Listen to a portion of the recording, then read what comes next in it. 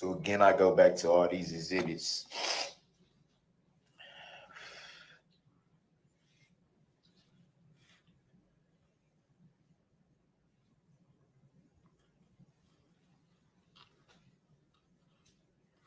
Go back to everything that's been shown, everything that's been testified to.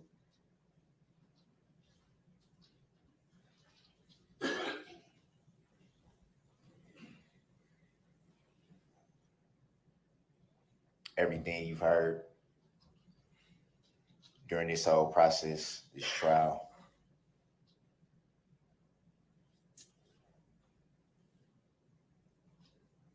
And again, I say the same thing that I said earlier.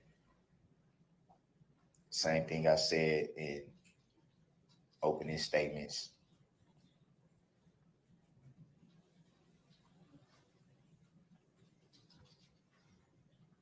I'm not reading from any paper, any books.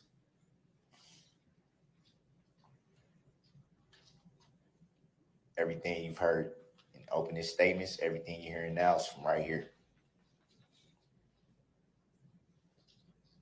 Everything. By the way, this is a guy who ran into the crowd at the Christmas parade. It was at Waukesha, Wisconsin. Definitely destroy that name. He's doing his closing argument, so I probably should have came in and say this. This is not. I don't know who let him do this.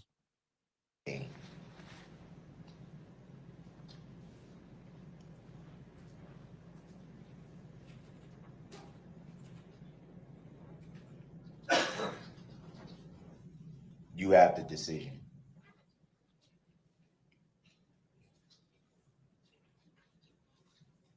You and you alone, all of you. You have the decision.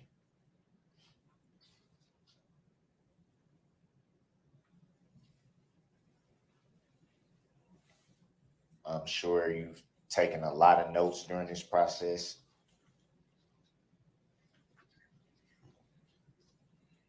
Some days are longer than others. A lot of movement in and out of the courtroom for various reasons.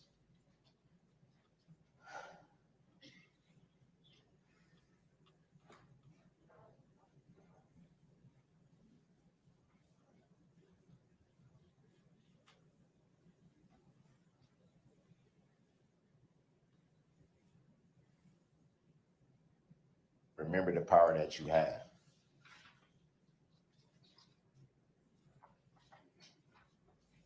Don't for 1 second let it be taken away from you.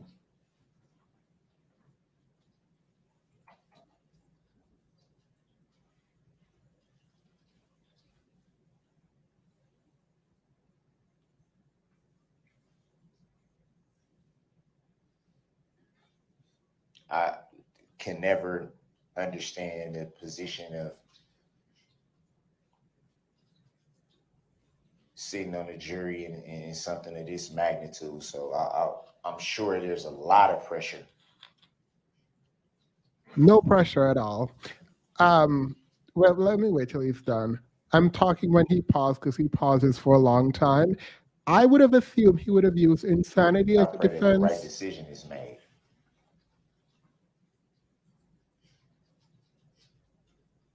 Anyway, Right decision.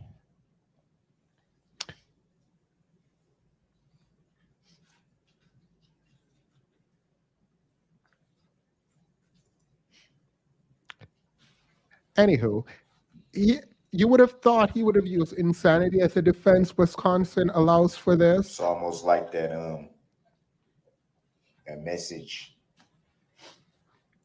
well, not message, but that writing when we're in our vehicles and we have that rearview mirror and it said things are closer than they appear.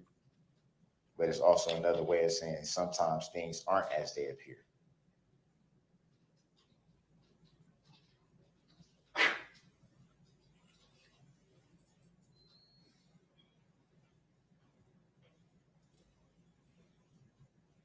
Yes, he's going pro se. I can't speak for anyone else, but me, myself, I believe in Jesus Christ. Right? Terrible choice of words. That's how I was raised. That's what I believe in.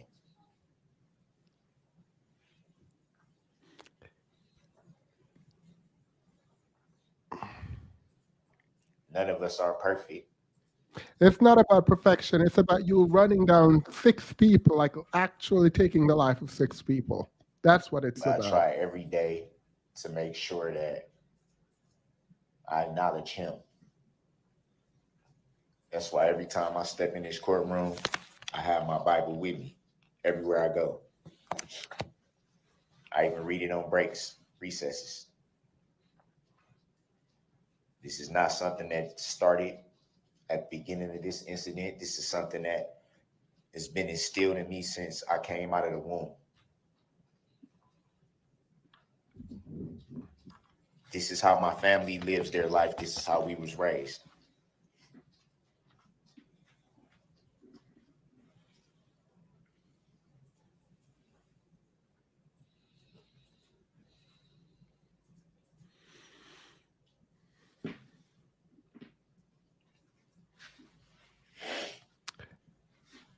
So that wasn't his defense. He also said the car he lost control of the car and couldn't hit the brakes, but he For didn't whatever provide any mistakes that evidence. I myself have made in my life, I've made peace with God. Made peace.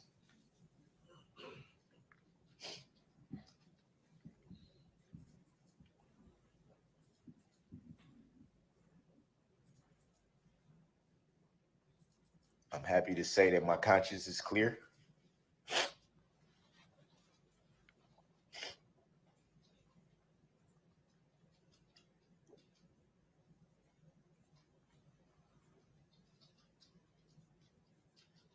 And because I believe, I trust him with my life.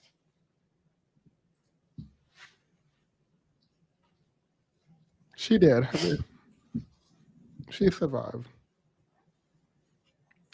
We love a theme, a turtleneck moment. Oh, thank you. Nobody will never know why it was his will for this to happen.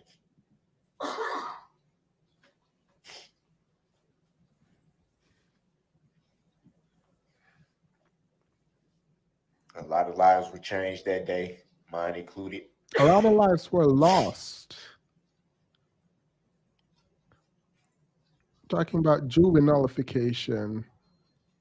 God's way is not our own. No. And no matter how much sometimes we want to question, we have to have faith.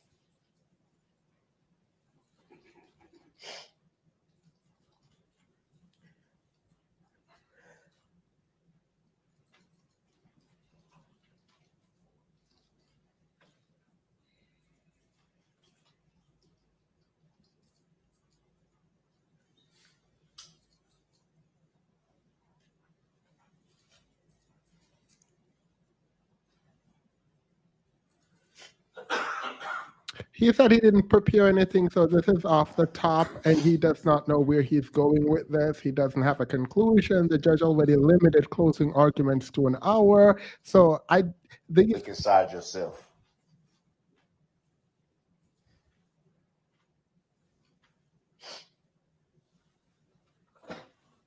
Look inside yourself and make the right decision.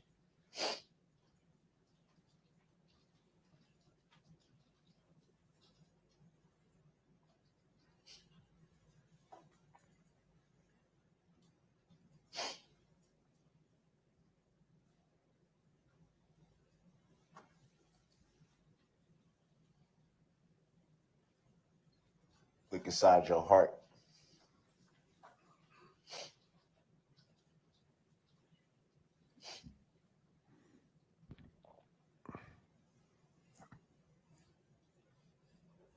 literally he's on camera. I don't know what I don't know what he's doing. Like his ex-girlfriend slash You have everything mother in of your his hands child now.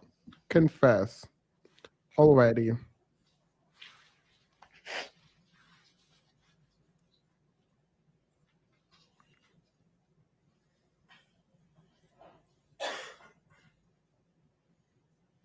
Everything.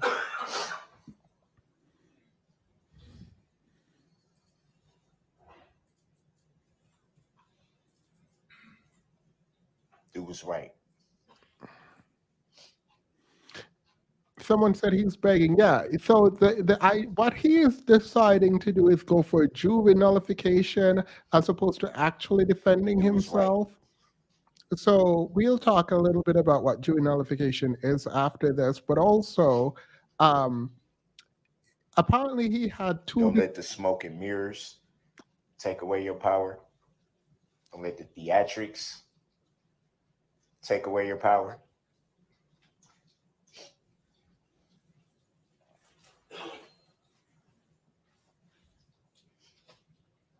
He said it was Each God, and but every one of you has a decision. he said it was God's, but it's in your hands too. Yeah, his first baby mother, when she got pregnant, allegedly was like 15, I think. Don't quote me on that. That was not a part of this case. Who's right?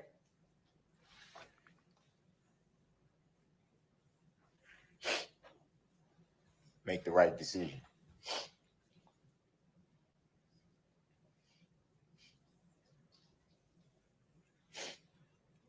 I mean, I want them to make the right decision too. So, period.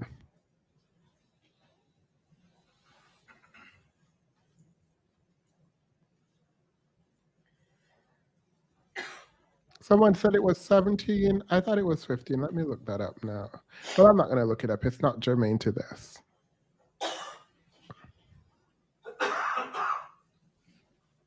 It's hard to think about.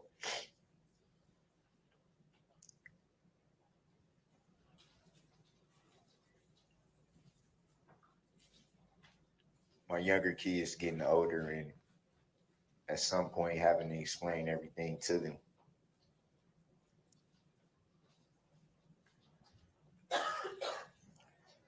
Kids don't stay kids forever.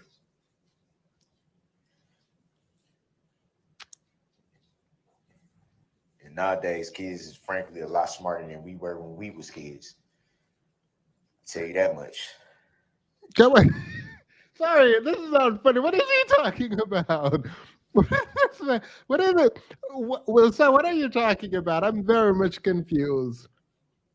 Are you trying not to go to prison? Because at this point, I don't know what you're trying to do. I got a letter the other day. My youngest daughter.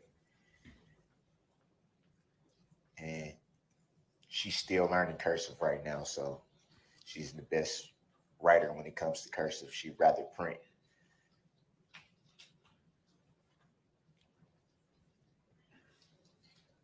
She said, Dad,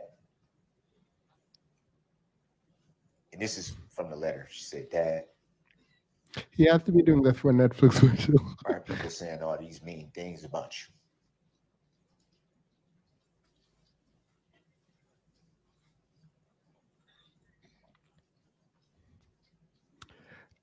Thank you, Karapanit. How long will it be allowed to go on? An I haven't hour. read the I rest don't of know that how long letter he's been yet. talking, though. It feels like he's been talking for an hour. He needs to stop.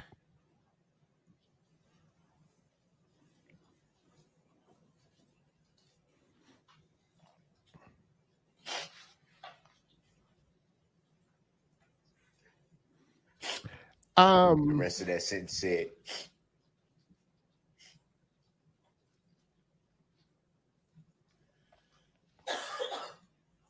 that's not the dad I know.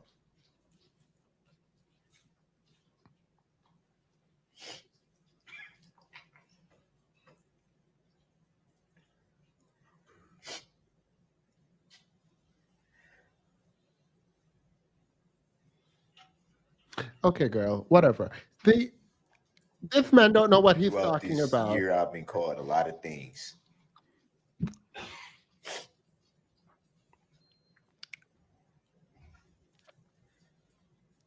And to be fair, I am a lot of things.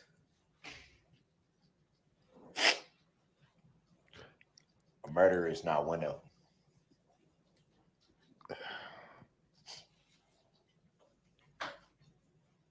Never has been, never will be.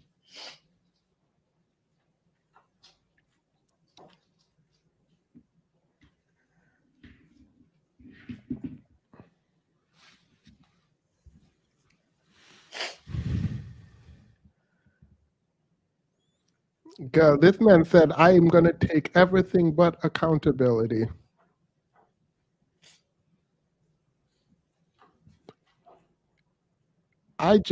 Meanwhile, he's doing nothing. Please like the video. Let me go into this live and do the thing to make it you like it. So before I close my statements,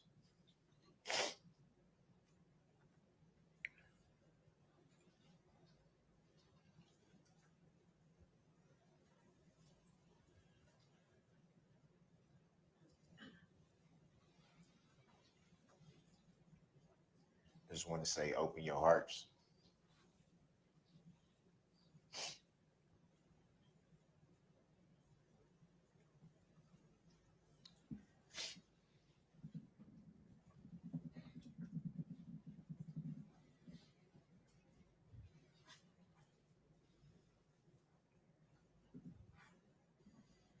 Go inside yourself when making this decision.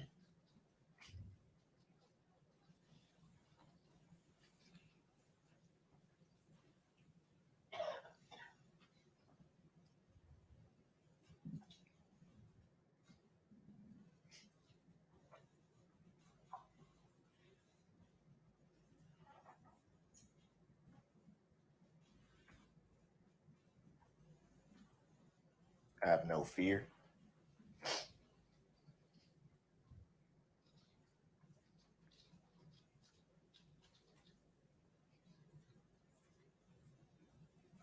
Pray and do what you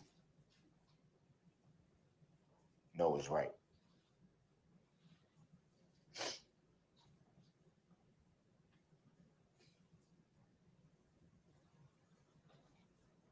What you know is right.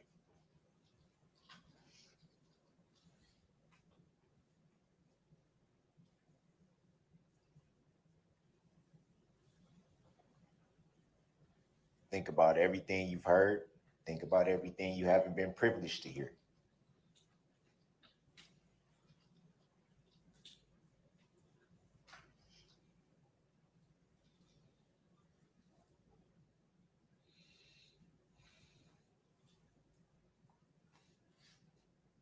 Think about the whole entire picture.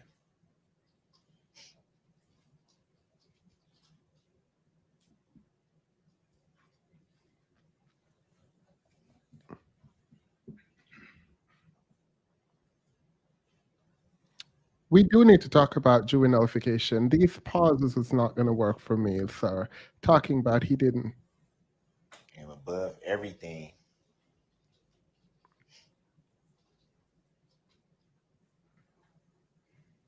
whatever you decide, make sure you yourself can live with it. Period. Make sure you can live with it.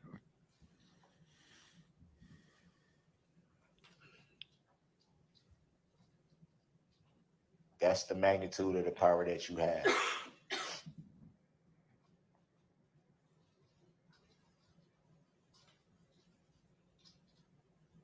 Just like this tissue is in my hand, this is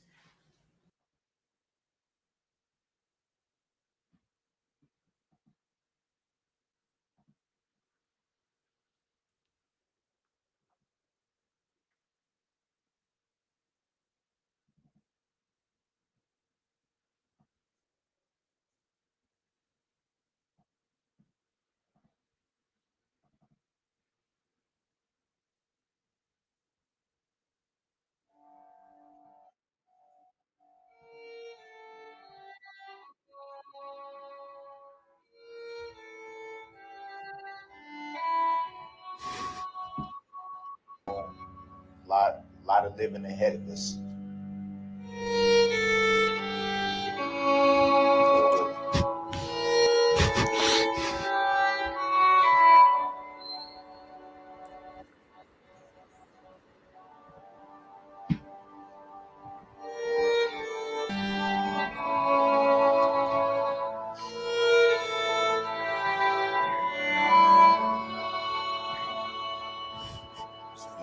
About 3 weeks with you.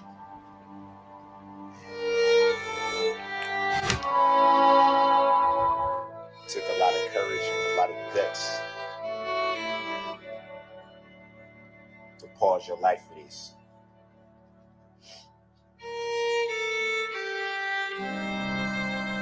To put important things on hold, to basically stop your life. You should be commended for being able to sit up with this amount of pressure.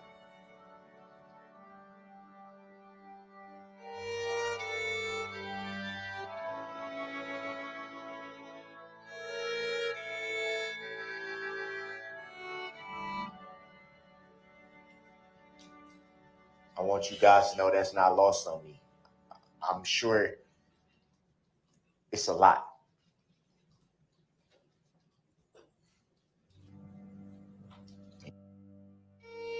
You all should be commended because it took courage to do this. I don't know, but I would bet a lot of people wouldn't want to be sitting in your position right now.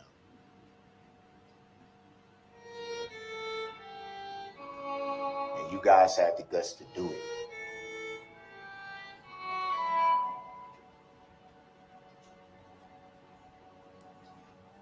Thank you for that. Thank you for taking pretty much a month and setting it to the side for this.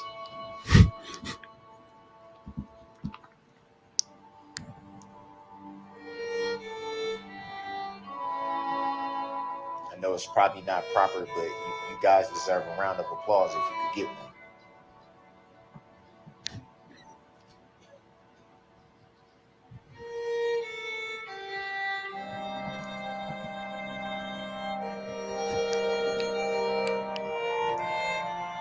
Thank you guys sincerely. And I know, I have faith and I trust that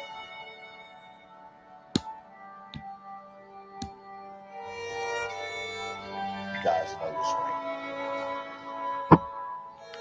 Ladies and gentlemen, I think it's fair to say, God.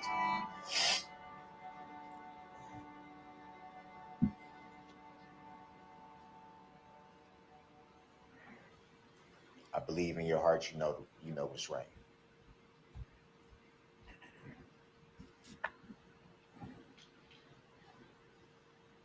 Thank you.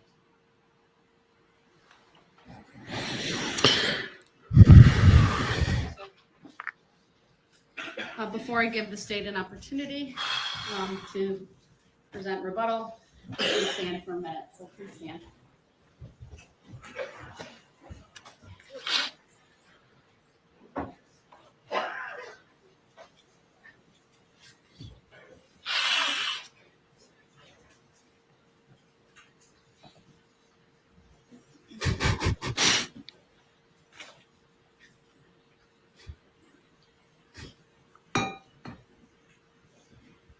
All right, have a seat, please. And Attorney Opper, I did time both closings. You have 13:28 left. Thank you, Judge. I don't think that'll be an issue. Thanks, Maya. Folks, let me just say this. Mr. Brooks stands here and professes to speak to you from his heart. He plays on your sympathy. He talks about his children. He talks about hardships that he's encountered and his family's encountered. And he brushes over the loss to the community. He wants to talk about how he's never held his newborn son, never once acknowledges the Sorensen family, the Owen family, the Duran family, the Hospital family, the Kulik family, the Sparks family. Never once. It's nice that Mr. Brooks can get letters from his loved ones.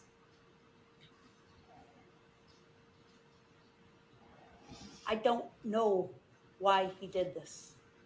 I told you that. But actions define a person. It's that simple. You can stand with the Bible in your hands all day long and profess to be the finest man under God that you can be. But when you drive through a parade route and roll over children with band instruments to the extent that your vehicle heaves up and down. Your intent is known, Mr. Brooks. It doesn't have to be guessed. It's known. You don't have to stand and wonder as he claims to.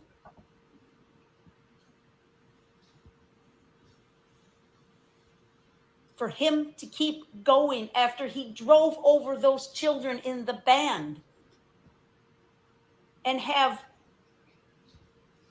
Jackson Sparks fly off the front hood of his car, lifeless, and keep going. And have Jane Kulik fly off the hood of his car, run her over, and keep going. I'm not going to go on. You get it.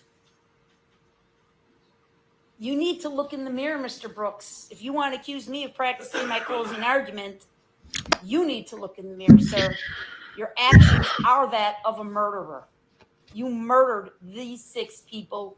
You endangered the safety of 61 others. There are 68 victims. Why did you have to make that personal? Why? Just drag him. You can drag him. Yes, he said you practice in the mirror. That's not a part of the case. Like, people's ego.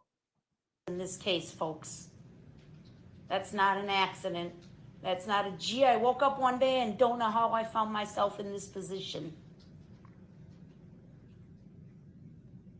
If you have some explaining to do to your children, Mr. Brooks, I recommend you do it.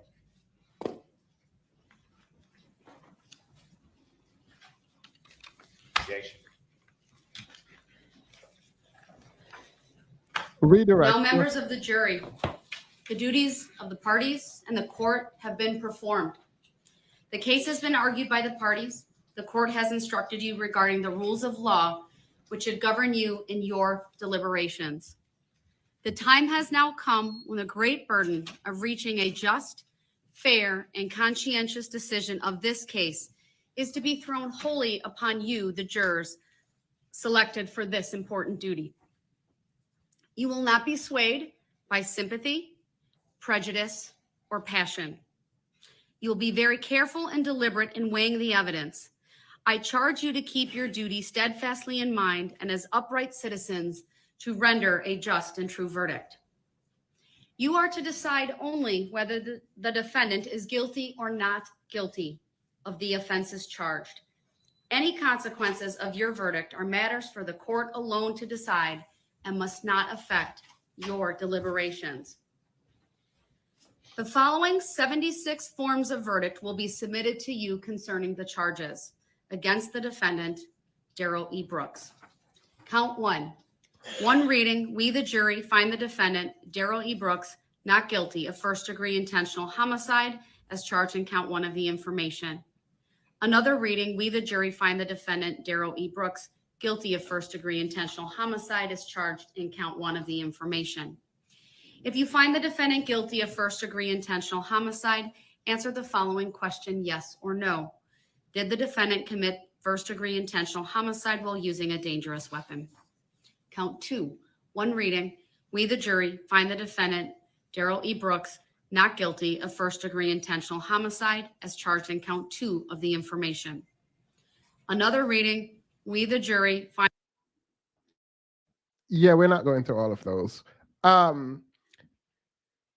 So a couple of things, like if he get off, that would be an act of God. But there are a couple of things that I notice, right? And oftentimes I question the American justice system. I still do. There is, the jury instructions, Coco. When I see this happening, right? Obviously, he decided he wanted to represent himself. And in him saying he wanted to represent himself, you can't force a defendant to get a defense attorney. You can't do that. So they can make their own defense if they think that it is that they can do this. So that's on one hand. But there are two things that three things that came up, right? So insanity, jury nullification, and that he didn't intend to do it, so he did not have the mens rea for this to be first degree homicide in the way that Wisconsin defined it, and that in fact he lost control of the vehicle. The problem with the first two defense, at least when we think about insanity and also that he lost control of the vehicle. He presented no evidence for either, right? And so you would have a psychologist and you would have the battle of the expert to figure out if he is in fact insane in the sort of legal term of art, right? And whether or not that could be a defense. He doesn't present any of this, right? He does not commune with a psychologist that declares him anything. So the prosecution does not have to push back against that, right? The burden of proof never switch back. He does not provide any evidence that he lost control of his vehicle, even though he attempted to include that in his closing argument, which is why the prosecution objected, because there's no basis for that claim. Throughout the fact-finding proceeding, you never presented any of that, so you don't then get to bring that up in your closing argument. Now, to the point of jury nullification, this is a great case study. It is. And if I were in law school, I presume at this point, the law professors are running around trying to make this into a fact pattern and force the law student to defend him. I'm pretty sure that's what's happening now. All right. So now we get to jury nullification. And this is a very controversial topic. So let's talk about what it is generally. Jury nullification occurs when the jury returns a verdict of not guilty, despite them believing that the defendant is actually guilty or violated of the violated charge, right? So the jury, in effect, is saying they're nullifying the law because they believe it to either be immoral or wrongly applied to the defendant, right? So the jury essentially is saying, we are, or I am in this case, going to ignore the law and find you not guilty because I believe the law is immoral or it was wrongfully applied. So you're not going to get it here. Let me not. You would think someone would bring up jury nullification, and you can't. You cannot bring up jury nullification in the court. That is something that is going to have to be sort of extrajudicial or outside of the scope of the hearing, that the jurors will find out about jury nullification and then they'll decide on whether or not to use it. But you cannot, as a party in the case, tell the jurors about jury nullification and tell them that they can act upon it. That's ridiculous, right? But in the 1800s, and this is how important jury nullification is to the liberation of Black people. When we talk about fugitive slave laws and people who were being prosecuted for harboring criminals, they were considered, because they were housing slaves who ran away. When they were brought in front of the court, the jurors most times decided that while they in fact broke the law, that they were not going to hold them. They're not going to say guilty. They're going to say not guilty, even though every evidence indicate that these people, by harboring slaves, broke the law, that they should not be imprisoned for it because the law was immoral, right? Or wrongfully applied, but immoral, right? So this is the level that we understand a jury nullification. So when you're out here saying, the jurors should nullify. What part of the law around homicide are you talking about, right?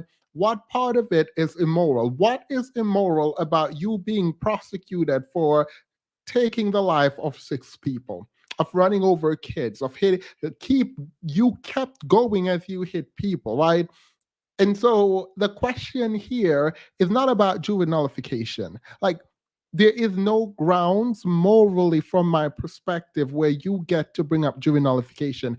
Maybe if this was a non-violent drug offense, you should say, well, people should be able to smoke weed.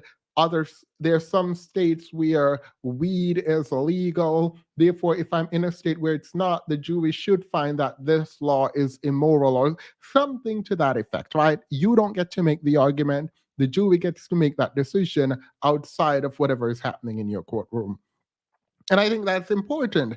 And I find it annoying that someone who would take jury nullification, and I don't mind it being weaponized in nonviolent drug offenses, but weaponize it knowing, well, he probably don't know where it came from and how it was kind of used to protect people who were abolitionists, right?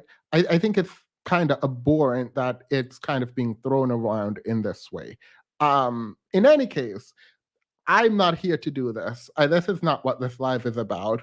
I literally was on my way home, saw that it was happening, and I wanted to come on because I was going to watch this by myself. But then I realized the 3 things that happen. If he had an attorney, one of the defense probably would have been insanity. Another of the defense, if true, would have been that he lost control of the vehicle. And then you would have to get experts in to talk about how he could have, if the brake was good, if the brake was bad, all of that stuff. But you don't get to jury nullification. If he didn't have anything, he has audacity. The audacity to sit there and do all this kind of theatrics and then at the end start crying and pretending like you are sad and you are the victim and everything is happening to you is ridiculous. Now, before I move on, let's talk about the DA. No, I'm not. Let me not. This is a great case study. It is. I'm not going to talk about the DA. I'm going to leave that alone. Hopefully, whatever. Demon said I'm making my own pronunciation and it's better. Wait, what pronunciation? What?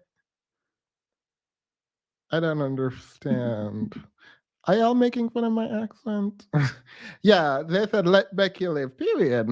I'm not about to get into that. But that's not why we're here. I mean, I know I put it on the thumbnail because I was like, oh my God, we should watch this. But there are 2 things. So on one hand, I want to watch, if you guys want, do you guys want to see his ex-girlfriend / the mother of his child testify? Drop a 1 if you want to see the testimony of the ex-girlfriend. Drop a 1 in the chat if you want to see. Themis is so cute. Oh, thank you. I appreciate that. Something that, oh, not y'all dropping a 1. All right. So let me pull up that. All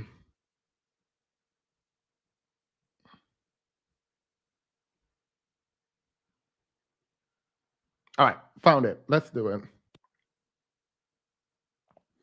So we're not going to watch. For the record, and we're not going to watch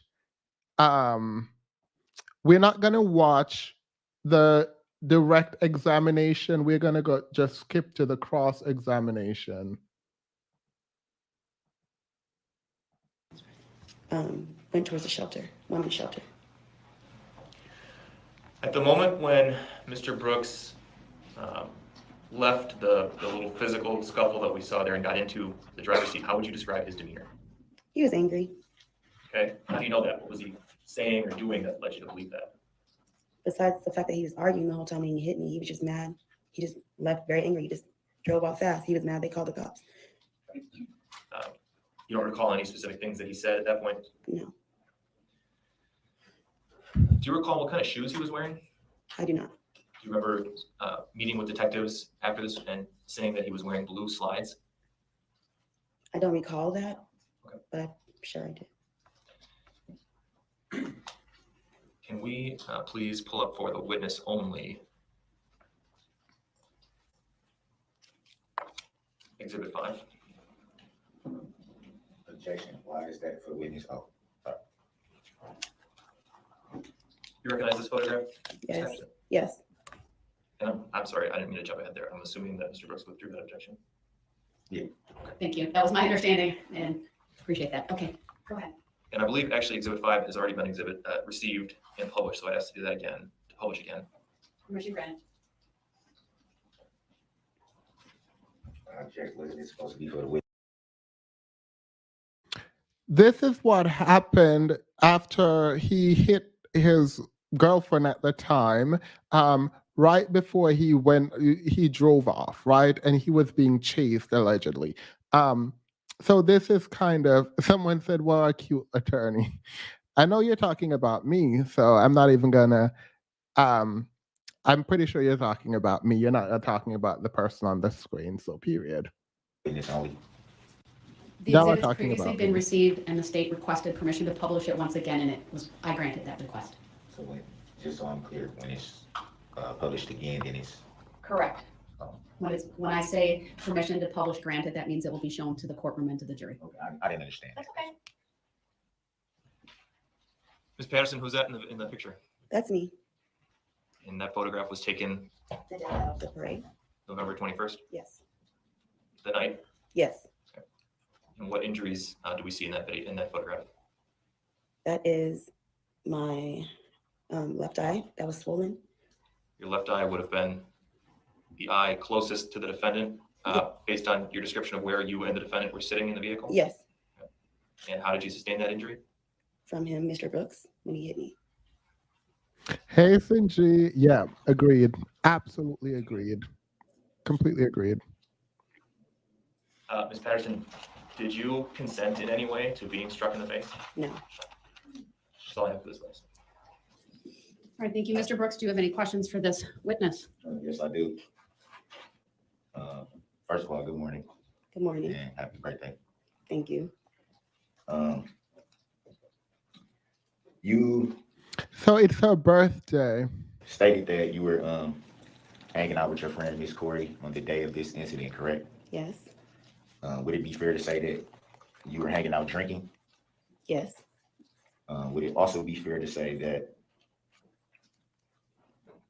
you occasionally drink too much? Objection, colleagues. Sustain. Would it be fair to say that I wouldn't have sustained that objection because I know where he's going. The problem is he's not an attorney and he does not know how to build up. He's attempting to say that she drank enough so much that she didn't remember the incident. He's not going to be able to do it because he doesn't know what he's doing at all.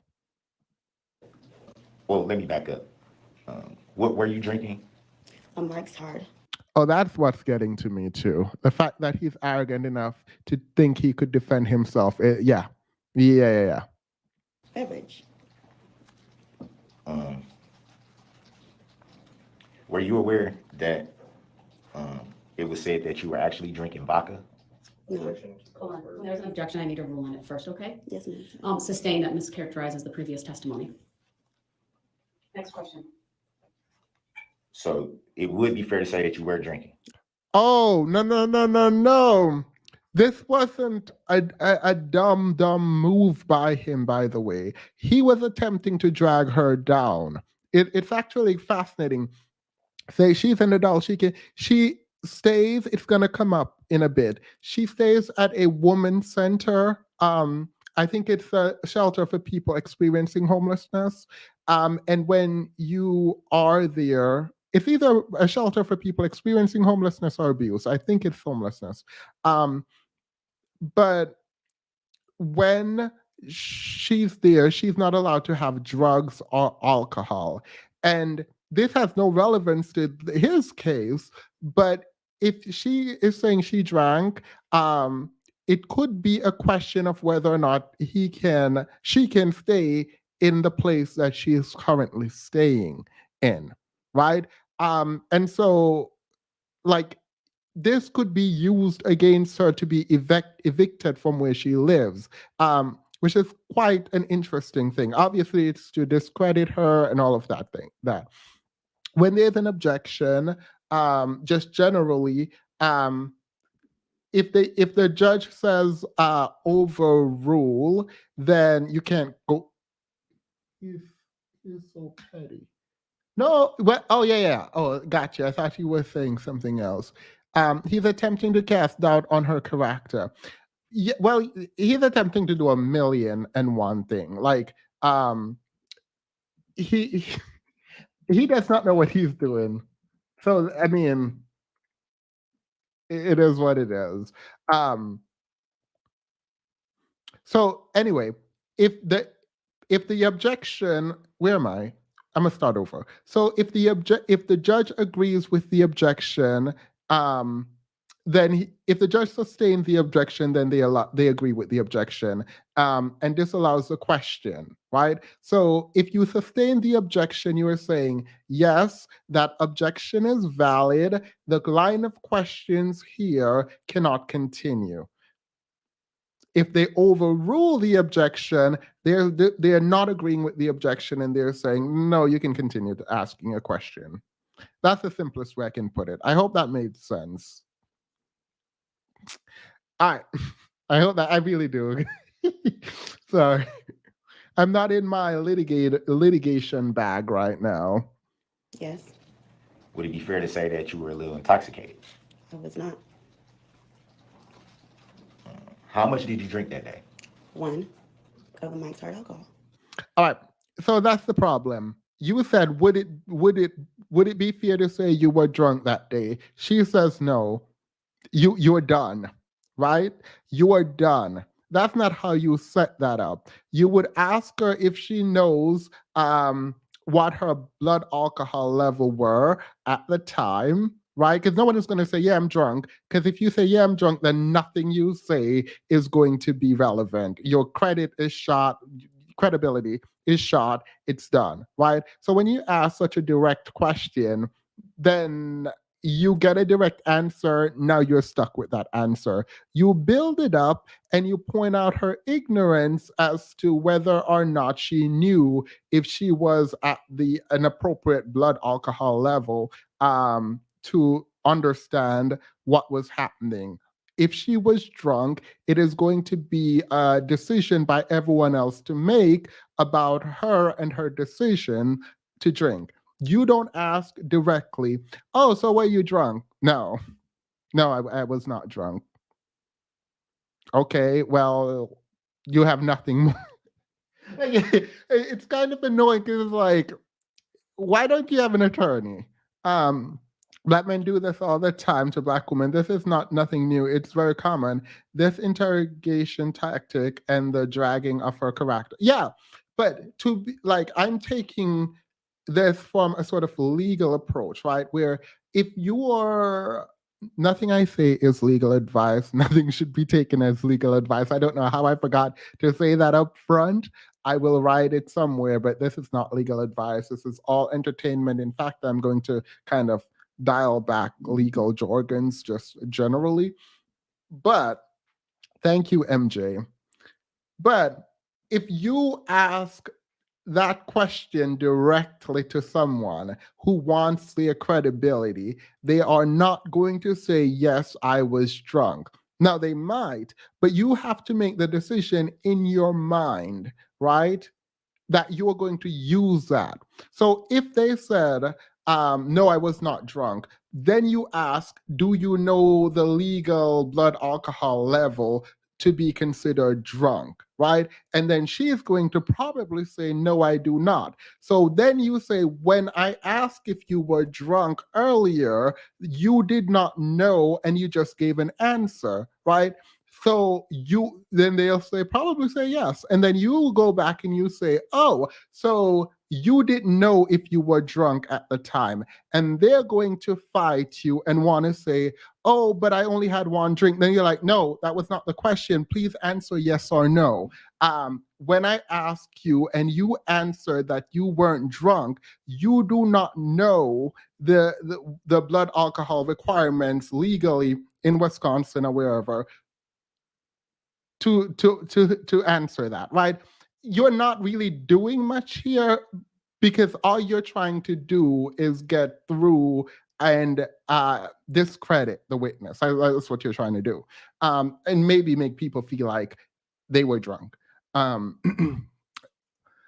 He is one on trial, but had the audacity to try to put her on trial. His degeneracy knows no bounds. No, so he is the one on trial, but he's defending himself, and she is a witness for the prosecution. So he does get to interrogate her and dismantle her credibility, attack her in a way that is legally allowable in the court in defense of himself.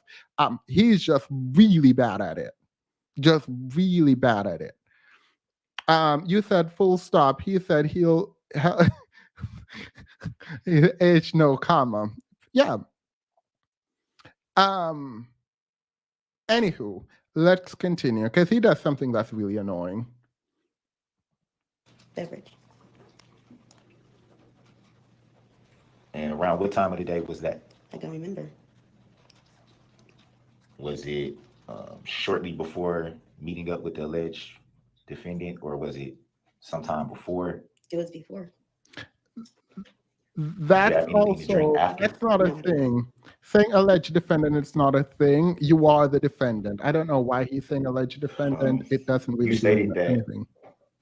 you were engaging in a conversation with the alleged defendant via the telephone. Would that be fair to say? Yes. Texts, phone calls? Yes. Were those texts and phone calls of what nature were they of? Me and Mr. Brooks were arguing throughout the day. In the texts and phone calls? Yes. We were. If there were, if the conversation was argumentative, why would you agree to meet up with the alleged defendant?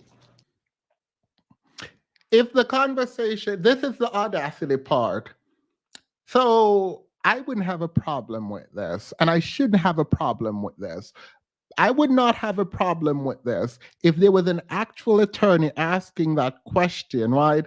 If the conversation was hostile and argumentative, why did you meet up with the defendant at that time, right? I would have a problem with an attorney who is not the person who did it asking that. I have a problem when the person who met up with the woman and then slapped the woman, right, abused her essentially, when you are the one asking that person, why did you meet up with me? That's the problem. It's like those people who come on here who do bad things and they're saying, well, it's your fault. You should have chosen better. Okay, we can have the conversation about choosing better, but right now we are talking about how you abused or mistreated someone. You don't get to hide your degeneracy behind the fact that she left her car in a bad neighborhood, so you stole it. No, we're at you stole it. And that she left it in a bad neighborhood does not mean you get to steal it without any liability when it comes to your theft. You don't get to do that. So it annoys me that he's doing it when he's the person who is the defendant who abused her. I do not know. Do you recall how the meetup was supposed to be set up? I don't recall. Did you at any time ask the alleged defendant to meet up with you? Well, I told Mr. Brooks where I was. Did you at any time ask to meet up with the alleged defendant? No, I did not. So it'd be fair to say that the alleged defendant just came where you were? Yes, I told you where we were. And obviously, we were going to hang out. I never told Mr. Brooks to hang out with me. I told him where we were. So why would if there was an argumentative conversation prior to you meeting up with the alleged defendant, why would you tell the alleged defendant where you were? Objection asked and answered. Sustained. That objection was annoying. Asked and answered, fine, but whatever. I still can't believe defending yourself is even an option. I find it insulting to the court and the victims involved. Oh yeah, that's. I mean, it is insulting to the victims involved. I don't think it's insulting to the court. I think it's fine with the court, but I do agree with you, Waddles, regarding the victims. Prime example of when the ego goes rampant. Period. You just stated that you really don't know the city of Waukesha. Would that be fair to say? Yes, So how would you know exactly where you were? because I was with Corey and she's familiar with this area.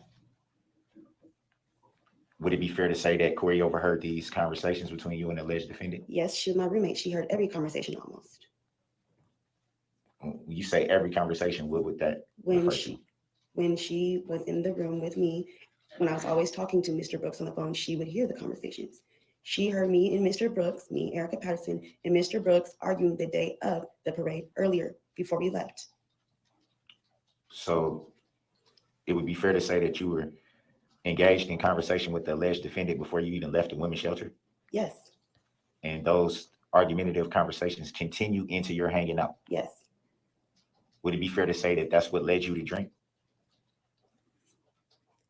no, Would it be fair to say you were drinking because that's what you wanted to do? yes, Is it true that one of the rules and requirements of being at the women's shelter is no drugs and no alcohol? Would that be fair to say? yes, but This is where I felt like there was a setup. This is the setup part. The women's shelter where you are staying, is it fair to say there is no drinking and alcohol there after she has confessed to drink, right? This has nothing to do with him. This has nothing to do with the case. So what is he attempting to do here? I think set her up. when I was drinking, it was at Frame Park. I was not at the women's shelter. Would it be fair? That he's talking in third person is good for the record, right? And it makes sense because he's stepping into the shoe of his own attorney, and so he's using his own name, so it's fine. Like I don't have a problem with it.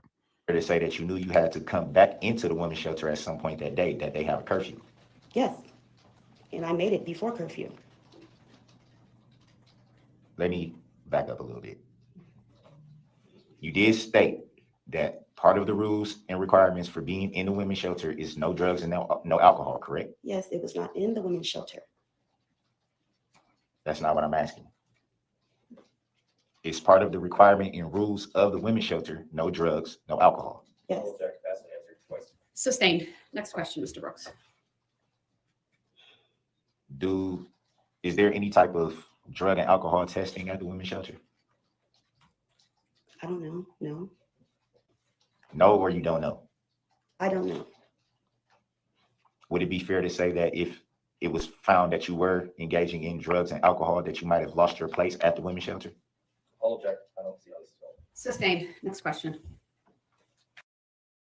So if you didn't hear, he just objected and said relevance, and it was sustained because this is not relevant to the case. I don't know what he knows, but I believe he knows. Erica has been a member for 5 months. Thank you, Erica. He knows this, hopefully, but I don't know what he knows. So I'm not going to say he knows it. The reality is, if in fact there is a rule that there is no drug and alcohol at the women's center, and they test you, and if you get tested, you will be evicted or removed from the women's shelter, then what's going to happen is, well, she just confessed it. A confession is very under rules of perjury, right? So the reality is she confessed that she drank alcohol, and if the rule in the women's shelter is that you should not be drinking alcohol, hopefully it doesn't extend to what you do outside of the women's shelter, but that they have a testing, if they have a testing apparatus, right? And you can be evicted or removed from the women's shelter if they find it in your system, then a confession about drinking could be argued the same thing as testing and finding out, right? And so she was placed in a very peculiar situation just now. I don't know if she understands it. I don't know what happens, but their objection came a little too late because it's already there, right?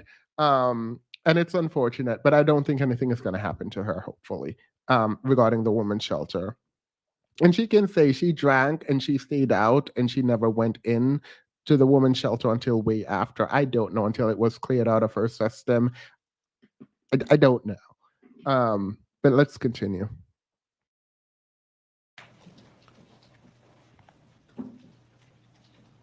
So around what time were you hanging out with Miss Corey, you said? I don't remember. Do you remember where you were at? Frame Park. Do you remember where in Frame Park? No. And approximately at what time did you meet up with the alleged defendant? I don't remember. How long were you with the alleged defendant? Do you remember that? Approximately 35 minutes. Do you recall what? Well, you said that during this time you were with the alleged defendant that there was a. He desperately wants her homeless and punished. Someone asked if her testimony is going to prove he is innocent. No, that's not what he's doing. Well, I don't know what he's doing, but what you would do is try to discredit her because she is the witness for the prosecutor, right? The prosecution.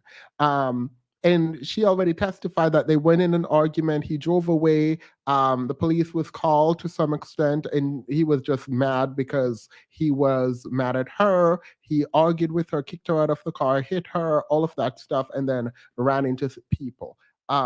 So the narrative that the prosecutor is painting includes her, and he is attempting to discredit her. But if you're going to discredit her, I think the angle about drinking was his best angle, but he threw that out of the way immediately.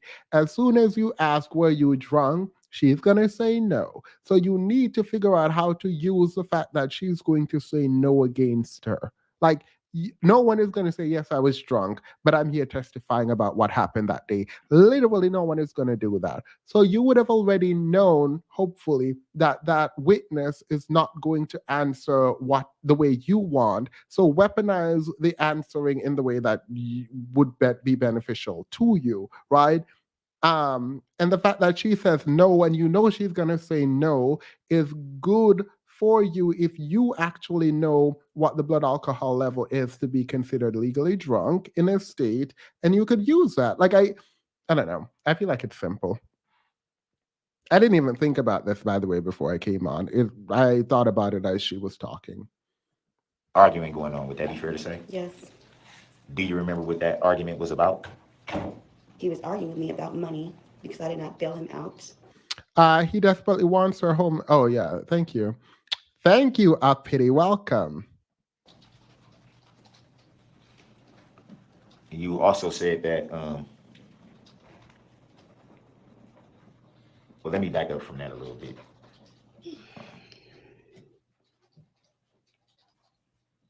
If you knew that the conversation was becoming volatile, why did you still meet up with the alleged defendant? I don't know. To your knowledge, did the alleged defendant know anything about the city of Waukesha? Yes. A few more episodes of Law and Order, and he would be dangerous. Girl, he keep asking, is that lawful law? Thank you, Curry Up and Eat. The Mrs. Givings, a period. Thank you. And what did the alleged defendant know about Waukesha? He told me, Mr. Brooks told me that his first child's mother lives in Waukesha. Do you know that? That's what Mr. Brooks told me. Are you aware that the alleged defendant, in fact, has no mother of any child that lives in the city of Waukesha? Not him trying to testify. Not him trying to testify and put his testimony in the record, in the question. Objection. Where's the objection? And if Mr. Brooks wants to testify, he should do so in a different state of trial. Period. There it You don't is. need to answer that. Yes, ma'am. Other than what you can recall about what the alleged defendant told you that they knew about Waukesha, how did the alleged defendant meet up with you in the location that you gave? Mr. Brooks already knew where Flame Park was. Mr. Brooks previously had been to Waukesha plenty of times before. He's told me that. And when was that told to you, and what conversation? Was it that day? Before that, I'm not sure which day it was. I just know he knows about Waukesha. So would it be fair to say that when you told the alleged defendant where you were, that the alleged defendant knew exactly where you were? Yes, And how would the alleged defendant know that? because Mr. Brooks already knew Waukesha. He knew exactly where to go. Did you at any time give directions where you may have been? How could I give directions when I barely knew Waukesha myself? Is that a no? That's a no, sorry. That's okay. Thank you. So if you barely knew Waukesha yourself, where did you get the information of where you were from, where you were at the time of the conversation via telephone? I left the women's shelter with Corey, and she knows that location. She told me what Flame Park was. I didn't know the name.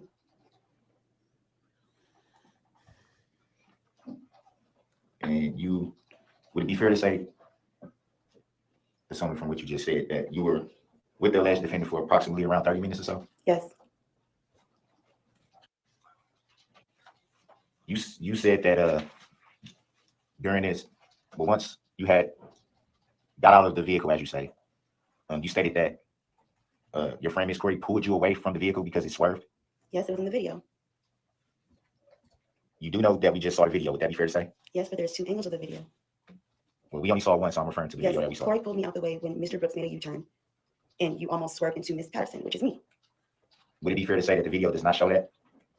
There's different angles, but the video does not show that. The video we watched. So the video that we just watched, that the jury just saw, there is no swerving of the vehicle and you being pulled back. Would that be fair to From say? the far angle, you can kind of see it. Yes. Would that be fair to say? You answered the question, Mr. Brooks. Next question.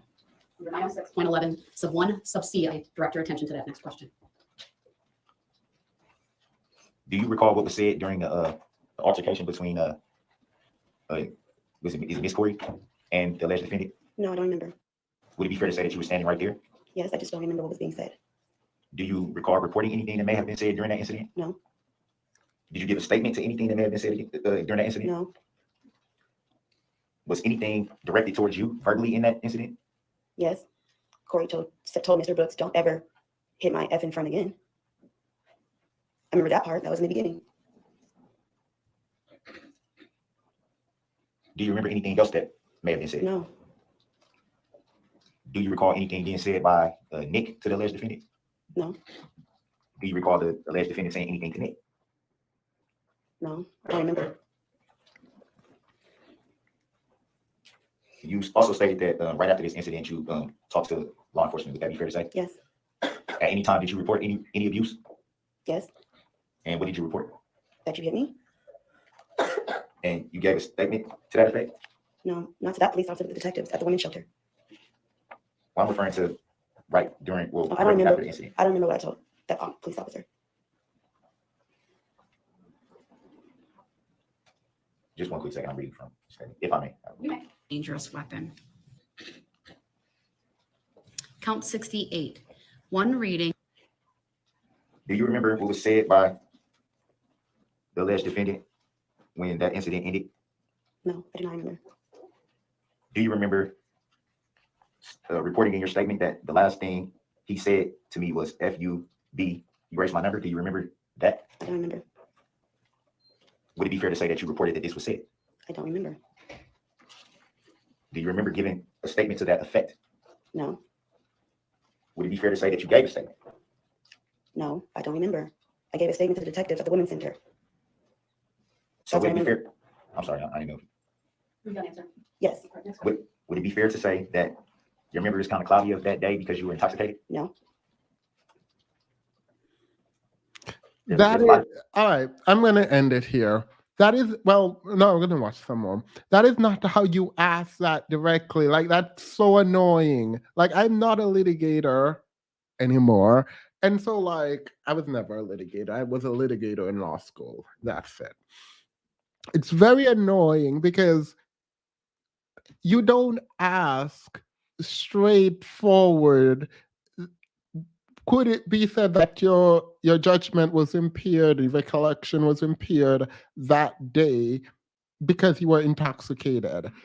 No one is going to say yes to that, and you are now stuck. You're literally now stuck with the answer you have. I'm sorry, I'm not trying to defend him, by the way. It's just really annoying that like people don't know how to set up like the moment. It's like very annoying to watch someone just drop the ball so much, right? And like it's not like obviously it's foundation building, but like when you want to trap someone, you don't come right out and say what you mean. You lead them with question where you already know their answer to it.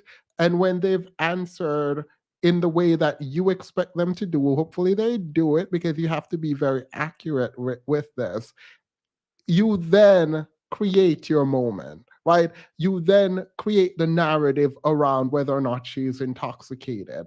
That's what you do. You don't just outright ask her if she was intoxicated, unless you have a play which is proving that she doesn't know if she was intoxicated. Like, I don't know. This goes back to the last live, the unwillingness to educate themselves before stepping into the arena while totting a bag of, yeah, cojones. Yeah.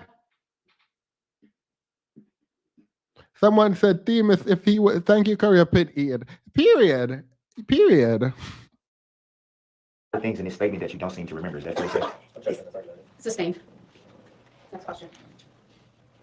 Would it be fair to say that you reported 2 different incidents? Yes. Do you remember the dates of those incidents that you The reported? 20th and the 21st. Would it be fair to say that there was no incident on the 20th? No. Would it be fair to say that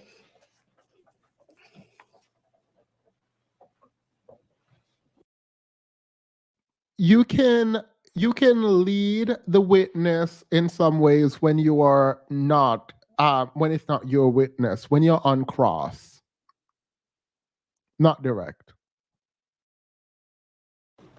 you were initially not truthful with law enforcement? No. Do you recall making a statement to law enforcement on November the 22nd of 2021? I don't remember. I made the statement on the 21st of the day of the parade when I met the detective that night. Do you recall making a second statement the next day, or the next morning rather, which would have been the 22nd of November 2021? Yes, I did actually. Yes, I did. Do you recall?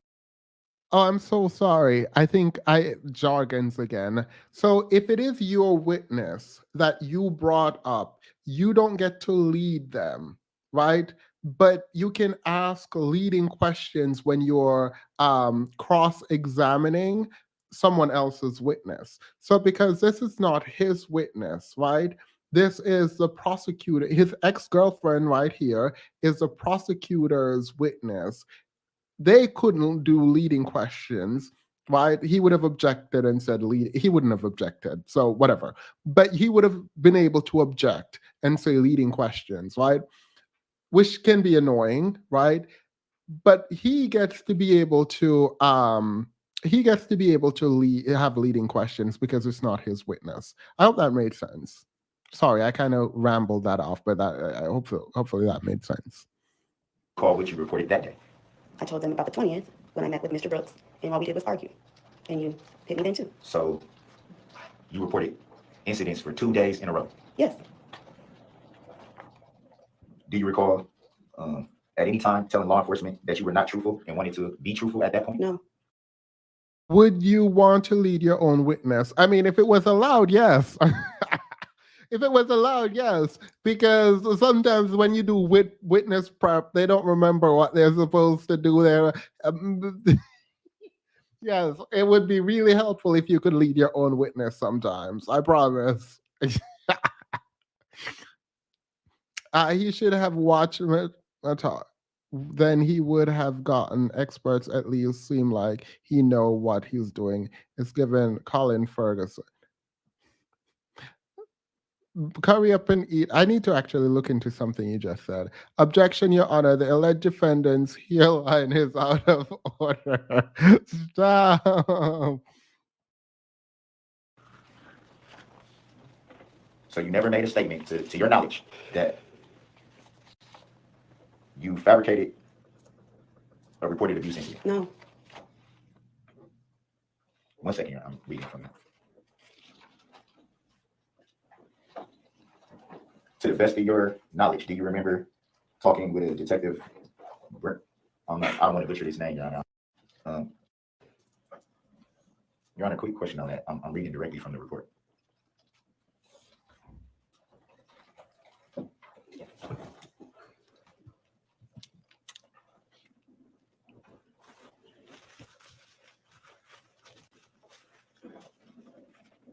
Next question, Mr. Brooks. Just 1 second, Your Honor.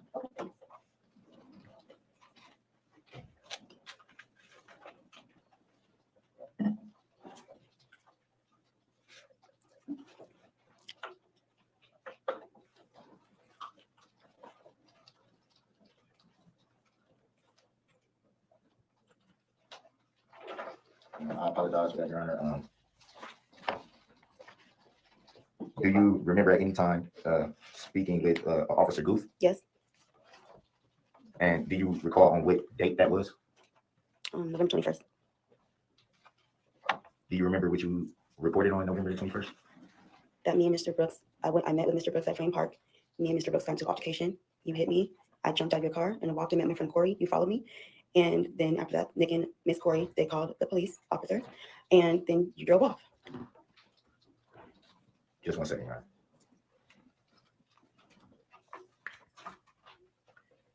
Do you recall reporting to Officer Guth that you were not completely forthright with the information that you reported? I don't remember. And no, actually, no, I did not say that. I apologize. So reading from what was reported to Officer Guth states that what I learned from Erica Patterson was that when I spoke to her on the previous evening with Officer Garrett, I don't know why he's doing anything. I don't know why he does she anything. was not completely forthright with all of the information she had given. Would that be fair to say? What was your question? Do you recall in your reporting to Officer Guth that you were not forthright with the information that you gave? No, I don't recall that. So to the best of your recollection, at any time that you reported incidents to any law enforcement, at any time, do you recall being untruthful? No. So do you remember the date and time of the first incident that you alleged? I don't remember the time, but it was November 20th. Do you remember what time of day that may have been? I just said I don't remember. Do you remember where you were at? Frame Park. So would it be fair to say that both alleged incidents that you are alleging happened at Frame Park? The second incident on November 21st did not happen on Frame Park. We were driving around and he hit me. What I'm asking is where you were at when you met up. Frame Park, yes. On That's not both, what you on both just said. alleged cases? Yes. That's how Mr. Brooks knew where Frame Park is. He already knew Waukesha area in the first place. Same park. Yes. Do you remember where you were at in Frame Park? No, it was in the parking lot. The first side of the parking lot. Kind of by the baseball field, I think that is. If that is the baseball field. Do you recall who you were with? Nobody. I was with Corey on November 21st, and the first day on November 20th, I was by myself. So it would be fair to say that you went to the park alone. Yes, I met up with Mr. Brooks intentionally on the 20th. Yes. Were you drinking that day? No. And how did you know how to get to Frame Park, as you call it? I knew how to get to Frame Park. I've been the previous times before that with Miss Corey. Walking past it, I knew how to get to because Corey walked with me that day too. I just was not with her. She walked towards there with me. And so then you separated? Yes. Did you separate from Miss Corey at any time during the 21st? Yes, I did. She left with Nick, and I was with Mr. Darrell Brooks. Do you recall, to the best of your knowledge, that it may have been someone else that she was with, that was with you that day? She was like, which day? Are you clarifying? Which day? No. I think he just decided he was going to do it himself, by himself, and he understood it from watching TV, and that's what he did. I'm gonna end. Well, it's almost done, so we'll play it, and then we'll get into what I actually wanted to talk about today.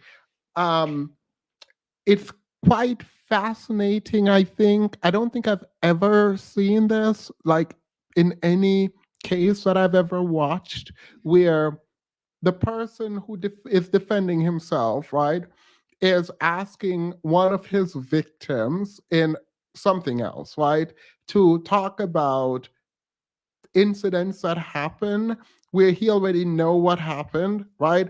Like obviously if it was an attorney doing the questioning, it would make sense to like try to probe for relevance, but also like facts and whether or not she's lying. It's really discomforting and this like I'm naturally circumspect watching someone who inflicted the harm try to almost gaslight the person you harmed or they harmed um into believing it didn't happen, or like it feels weird having him representing himself in the specific case, talking to his ex who he abused. I'm gonna say allegedly, but she's under oath, so I don't have to because she would be perjuring herself if she's lying.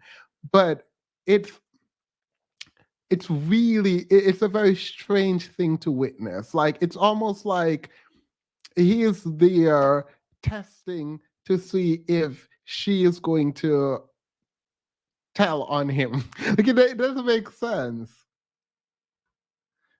I would be big mad. I mean, I couldn't do what she is doing.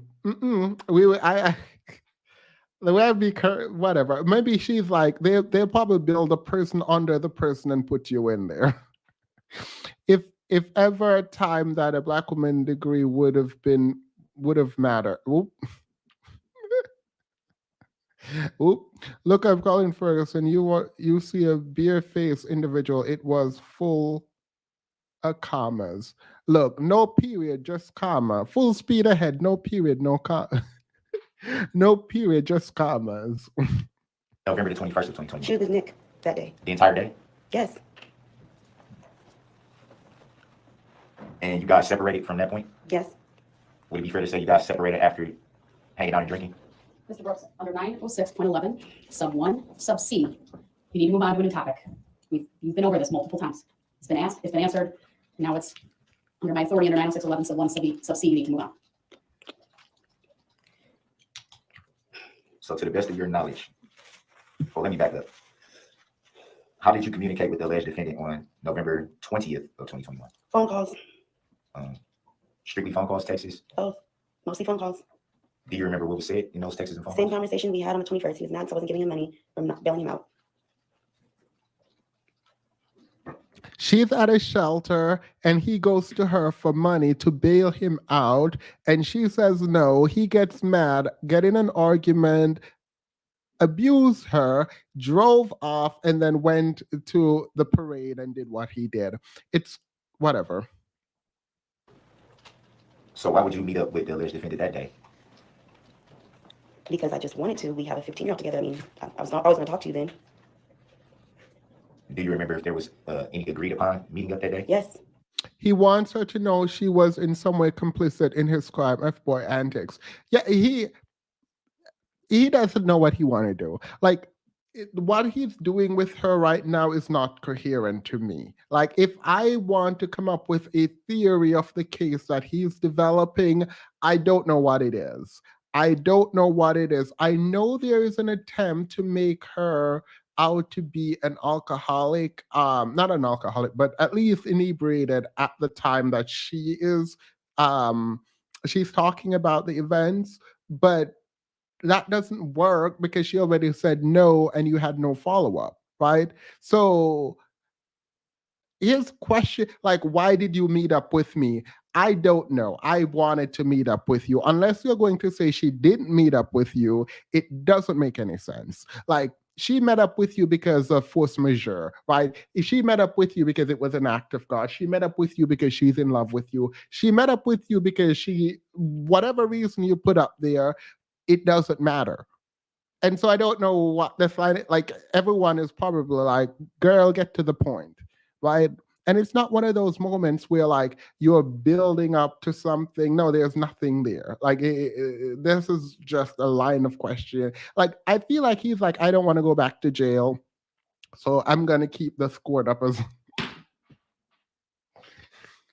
I'm gonna use every moment I have. By the alleged defendant? Both. Do you remember the reason why you were meeting up? I just said why. So it would have been just to conversate, Just to conversate. Not Would it be fair to say that? conversate. you could communicate strictly by the phone? Yes. Under 906.11 sub 1 sub C, the objection is sustained. Next topic, if you have one, Mr. Brooks. You said that you came to Wisconsin from another state. Would that be fair to say? Atlanta, Georgia, yes, June 13th, 2021. And why did you leave Georgia? We were coming out here for 2 weeks, and I never went back. Can you state why you never went back? Number one, I came out here, I didn't have money. Number two, I had no way to get back. And Mr. Brooks was always physical. So at any time were you ever offered money to go back to Georgia, or did anybody at any time ever? No, Did anybody at any time ever lend any help to help you go back to Georgia? no. Did you, to the best of your recollection, did you want to go back to Georgia? Sustained. Next question, please.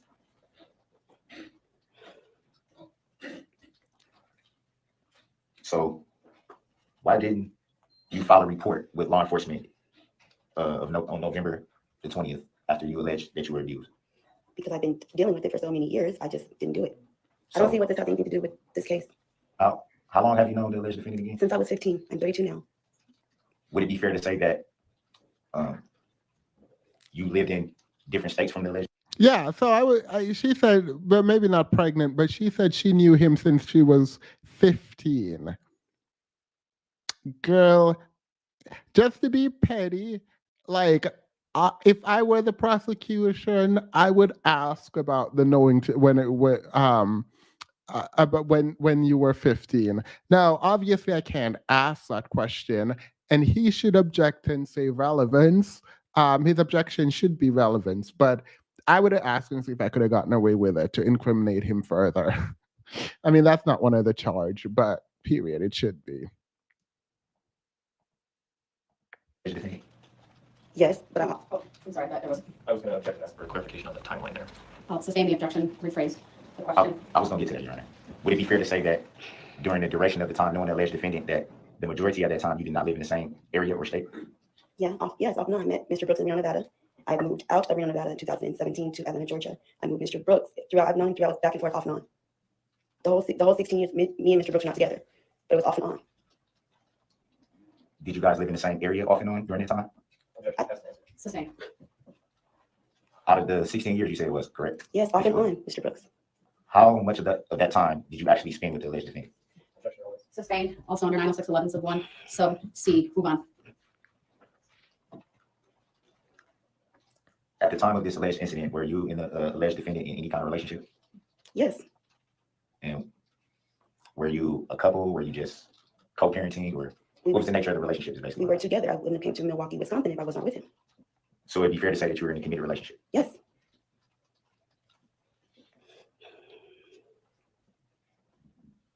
Not a committed relationship when you moved here and have to go live in a shelter. I can't. Once again, so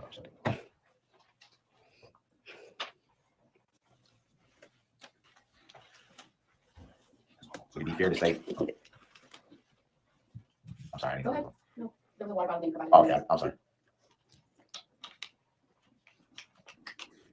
Oh yeah, no, he definitely stalling. Like he's stalling. Like that's clear. Pathology is on full display. He believes no matter what he's done, he's being wrong or duped. That's why he representing. Yeah, no, I think he. Well, I don't know. Yeah, I mean, thank you, by the way. It's very easy to pathologize, MJ, and I think you would be right here. I think most people can figure it out here. I don't know. I'm not gonna do it, but let me just stop there. But yeah. How did before you came back into contact with the alleged defendant, how long had it been since you had seen the alleged defendant? I don't know, but it was years, a couple years. So it would be fair to say that there was a significant gap in between interactions with the alleged defendant. Yes. It was commitment that took him Saying out. what provided the answer, it may stand. Next question.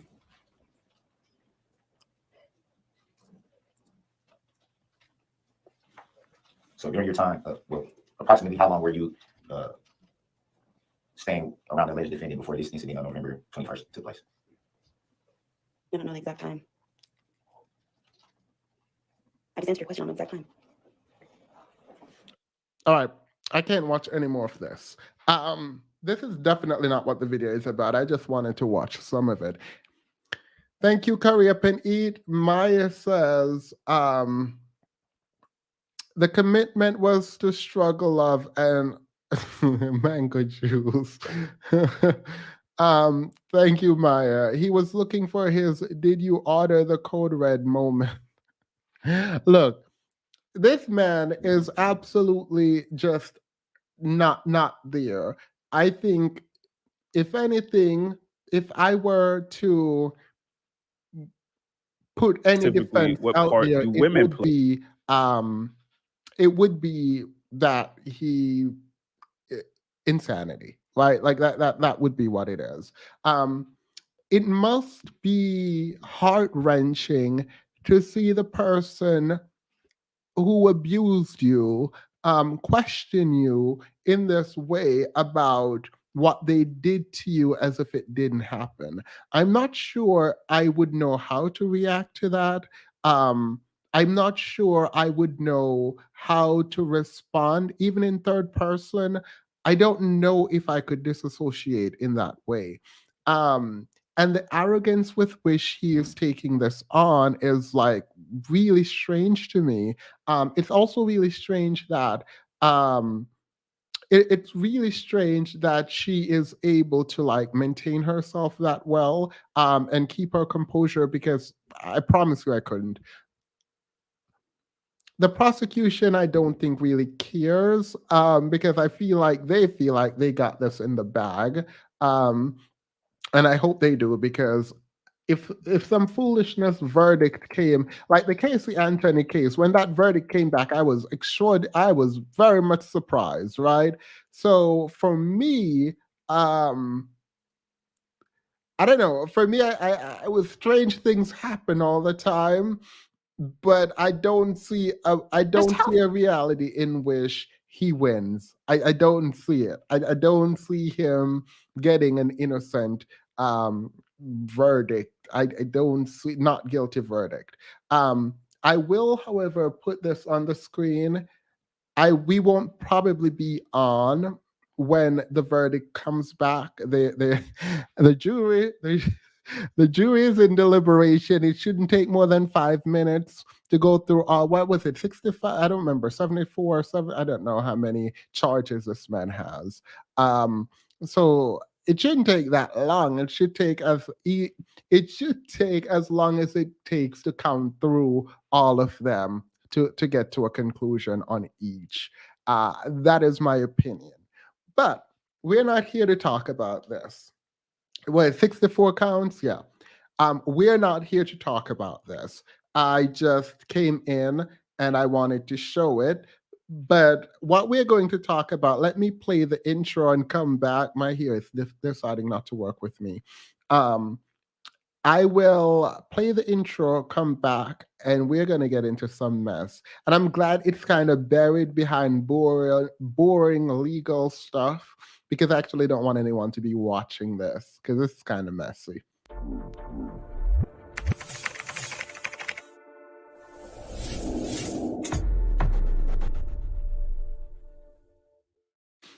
All right. So I said I would not talk about women in the manosphere, right? I said I wouldn't. And I'm not really going to, but you guys on my last live stream kept telling me to go back to Chantel Simone, because she did a discussion with We Need to Talk. And I watched I watched the discussion. I don't have much time today. I don't have much time, but we have to get into this discussion. So we're going to skip Chantel's questioning to when she said, "Oh, I've been asking you so many questions. Do you have any questions for me?" Girl, the whole place. Wait. So we need to talk is not a channel that I watch. I did go on his channel to see what he was about, as I was in alignment with him on this specific conversation, but I very much do not agree with his content. Um, but if I had to find one person based on my 4 videos that I watch that I think believes what he's saying, I think it would be him in his interviewing of women and men. I think he believes what he's saying, and that's the only good thing I can really come up with at this point regarding him generally, because I haven't watched enough. But it's very much manosphere, right? And so apparently, they have the SYSBM, which is Save Yourself Black Men. Apparently, there's this lady named Courtney, and we need to talk, who came up with SYCBM, which means Save Your Community Black Men. Now, I didn't think that would cause a ruckus, but apparently this is a huge thing, and men are online getting angry and saying, "Why do we need to save our communities? Why didn't you say save your communities, Black women?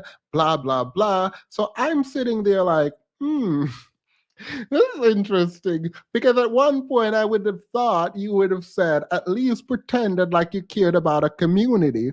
But apparently, no one cares about a community. And they're very overt in the fact that they're not about to save no community. They're going to save themselves. And they blame Black women for not living up to the standard of being a woman. So why would they want to save a community? And so they're going to take their passport and they're going to go overseas and they're going to find submissive women in other communities, blah, blah, blah.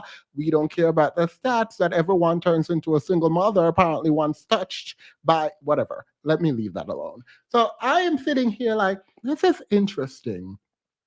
So Courtney, who is sort of manosphere content creator woman, says, "Save your community, Black man." And Black men revolted against. Wait, this don't make no sense. This don't make no sense. So a Black woman in the manosphere who advocates for Black men told Black men that they should save their community, and they revolted again. Wait, let me turn down this light. Yeah, because I can. These men said, "We said it. We not saving no community." Like, they literally, like, at this point, to be fair, it's a small segment of people who ascribe to SYSBM. I'm going to mess that acronym up, right? But they're revolted, girl. They were like, "Courtney, how dare you tell Black men to save their community? We are going to save ourselves." Chantel jumps in and Chantel says, "Why would you tell Black men they need to save the community? Let Black men go and marry whoever they want, and then their children can come back after we've saved the community with Black women, come back and marry those. Are you advocating for Black men or not? You need to advocate for Black men. You can't advocate for Black men and then tell them to save their community." I was like, what is going on? I was like, so to the people who were telling me about this mess happening, I generally don't care about the mess. I mean, I like to watch it from a distance, right? But when I'm watching it, I was like, oh my God, people are mad at a woman who is telling Black men to save a woman and a man to save the community. Like, I mean, even if you're mad about that, you would pretend like you're not mad, right? Like you wouldn't be out here saying, "Oh, how dare you tell me to save my community?" You would say something like, "Oh, I'm already saving my community," or "I'm trying to save my community, so that's bad." But when you're like, "I don't want to save no community, I want to save myself," it's like, all right, so we were right that these men don't want to save the community. We were right. Like, I watched hours and hours of live streams last night. Like, I went to bed very late and I was sick. I still am sick, but I stayed up watching all these live streams, being very concerned.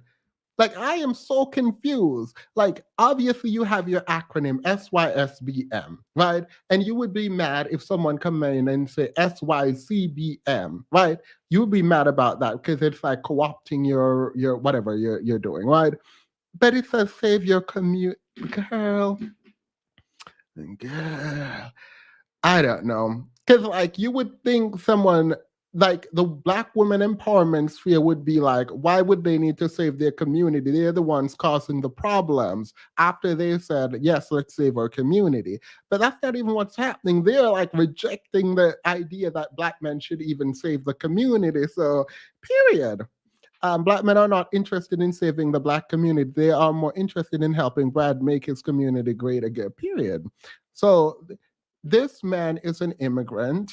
I don't know if that informs anything. I want to point it out because even in Jamaica, where I mean, the crime rate is just higher than in America, right? Like it's just it is what it is.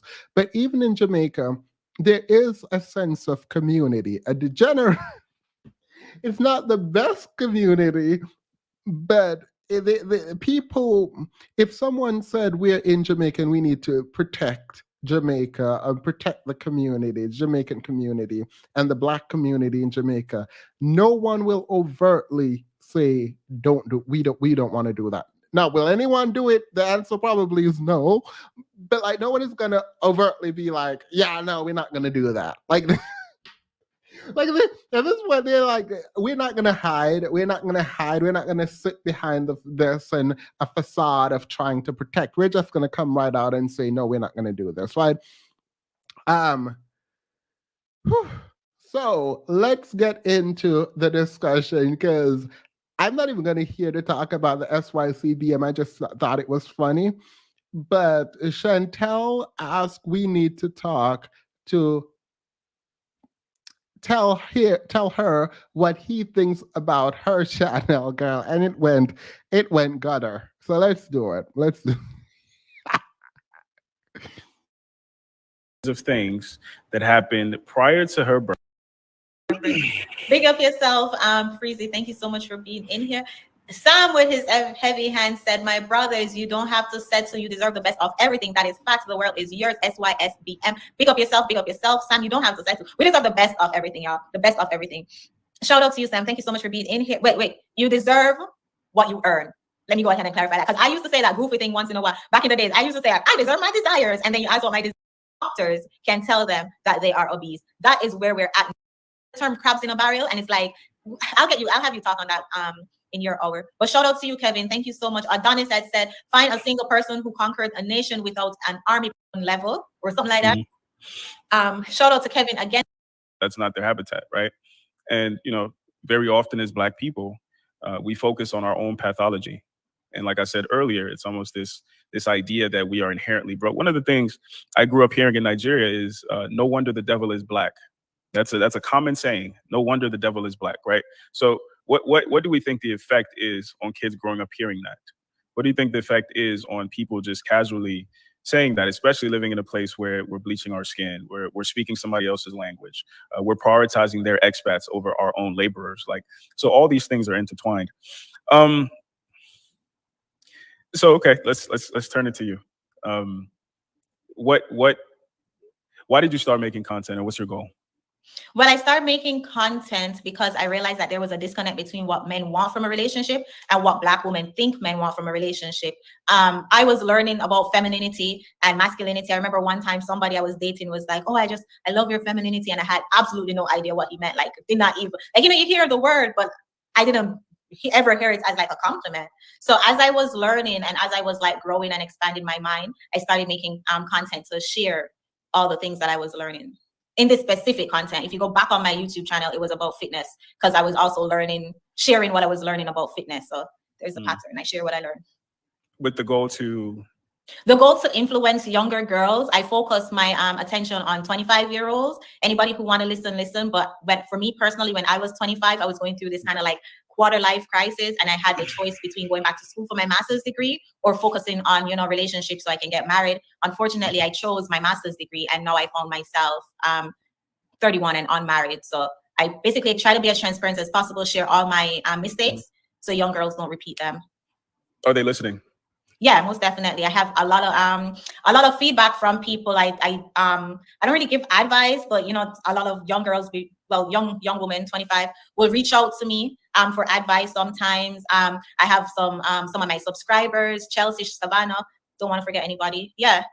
Of course, my algorithm is mostly men because, you know, I can't control that. YouTube, you know, does what YouTube does, but there's a significant.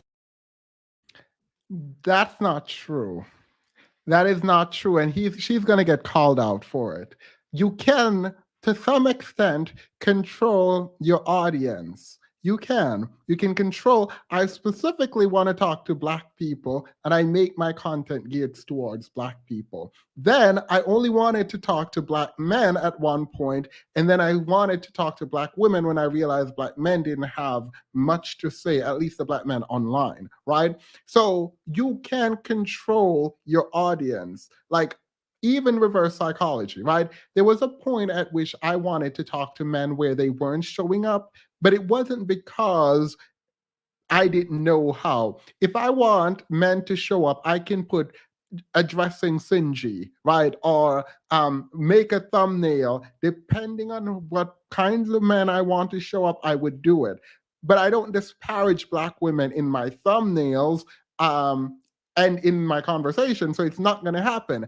The idea that you don't know how to reach young Black girls is an absolute lie. The fact that you copy paste manosphere images and put it on your thumbnail is there to attract men from the manosphere. Don't lie. But also, I don't really mind because I'm not about to drag a Chantel because make your money, honey. Make that money. So I don't really care about it. I think he went at her really hard. Because like let the lady live in her manosphere bag. Amount of female subscribers. That's interesting because with my channel, for example, I'm talking to women, but I'm articulating male talking points, right? And even the series is called Kevin Samuels Started This Conversation. So it put me with the manosphere because of that. But, you know, I'm articulating it from a balanced place, whereas, unfortunately, a lot of people in this space are not balanced. So would you say... Oh, go ahead. But, yeah. No, so, yeah, I was going to ask... Oh, sorry. Go ahead. Ask a question. No, I was going to ask, in your opinion, have you seen my content and would you say it's balanced? Okay. Look. So I retract. I didn't realize she's the one who asked the question. No, if you ask a question, you get to get an honest answer. I didn't realize I was actually going to be kind of I'm not really defending her kind of playfully, but like you don't get defense if you ask someone for their opinion and they give it to you fully, because he's about to give it to her fully. Unlike Hafiz, who says juicy, pearly things. I don't know. The lady he was talking to is like, oh, some people are pandering. I think some people are pandering. This man is not afraid to tell you his mind. So he's going to be like, yes, I think you are pandering.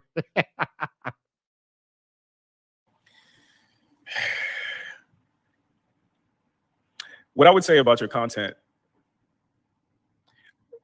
to me,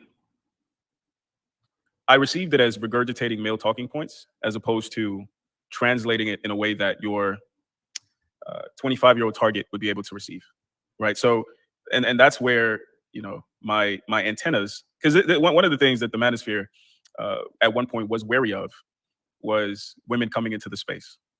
And women coming into the space and turning themselves essentially into a female Derek Jackson for manosphere men. So women who aren't able to speak with nuance, women who aren't able to speak to a female audience that's going to be receptive to the message, but women that are really just going to be cathartic for men who might not be used to hearing certain points from those women. So what are you doing to speak to, in your content, speak to the people who need to hear it? Because, you know, respectfully, there's really nothing that women need to say from for a male space that a male space needs to hear. Like, you're not teaching men anything, and it doesn't seem like you're teaching women anything. So what's your angle? Well, I am 100% teaching women things. That's my intention. That's what I do on my channel. I am not a part of the manosphere. That's why when Courtney Michelle asked me for the invitation, if women belong in the manosphere, I think that's a very, you know, I'm not a part of it. I don't claim to be a part of it, at least. Of course, the things I say and some of my titles and stuff, the algorithm automatically just puts you there. I'm not talking to men on my channel. Like, things that I push on my channel is, you know, stay fit, family friendly. That's what Kevin Samuel say. I have a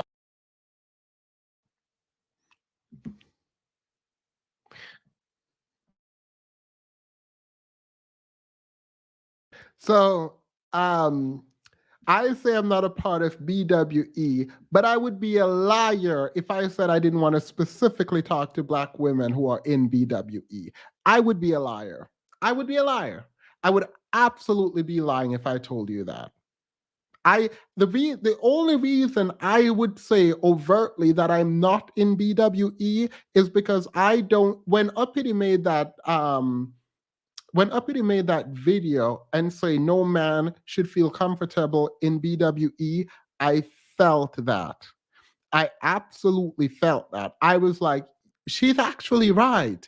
Like, you don't get, as a man, for me, I don't feel like I should take up space in BWE, but I get to speak to women in BWE, as everyone does. So that if I were to sit here and say I don't actually want to engage with women in BWE, then that's a lie. That would be a straight up lie. That would be a lie. So she's lying. She's lying. You go to all the Manosphere channel, you talk to the people in the Manosphere, you build camaraderie there. You are trying to get in with them in the way that I fully respect a lot of the women in BWE, and I go to their channels and I engage with them. Similarly, I go to the feminist channel and I engage with them because I also like it.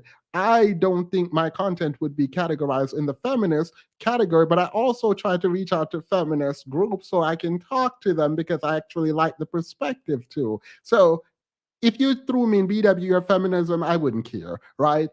I think you would be wrong to put me in the feminist category, but even if you did, I wouldn't mind. So it's like, own your stuff. Oh, like, I will say I'm not BWE because, like, I don't think a man can be BWE. And if you don't think a woman can be Manosphere, which you do believe, so you are, at least admit that you are attempting to reach people there. Like, at least admit that. At least admit that. Like, the fact that for me, I don't even think about a man coming up here anymore. I don't even think, like, I remember one point I was like, I want men to come up here. I don't really care anymore. Like, I don't. Like, if you come, you come. If you talk, you talk. If you don't, you don't. Like, and if I think women are wrong, I'm going to say it. If I think that lady who brought the case up to the Supreme Court in let me not say that. If I think you wanting to have a relationship with a man who has nine children is a problem for me, I'm gonna say it, and I don't. It is what it is.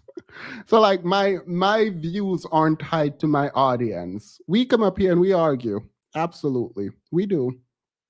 Because I'm not about to filter myself for oh, let me address this quickly. I almost forgot. I got an email that I do want to address. Someone told me, I don't remember the full address, the email. I'm not about to pull it up either. Someone is mad at me that I should have held Sinji accountable because I went soft on her regarding aborting Black male babies and blah, blah, blah, Black potential life, blah, blah, blah. You guys did not hear, not you guys, it was a man. You, sir, did not hear me when I said it wasn't a debate. You didn't hear me. So let me explain why I decided it is not my place to debate about that. If a woman decides that she does not want to raise a child, a male child, for 8 years without the father, I'm not about to sit here and tell her that she should. It's not going to happen. It is absolutely not going to happen.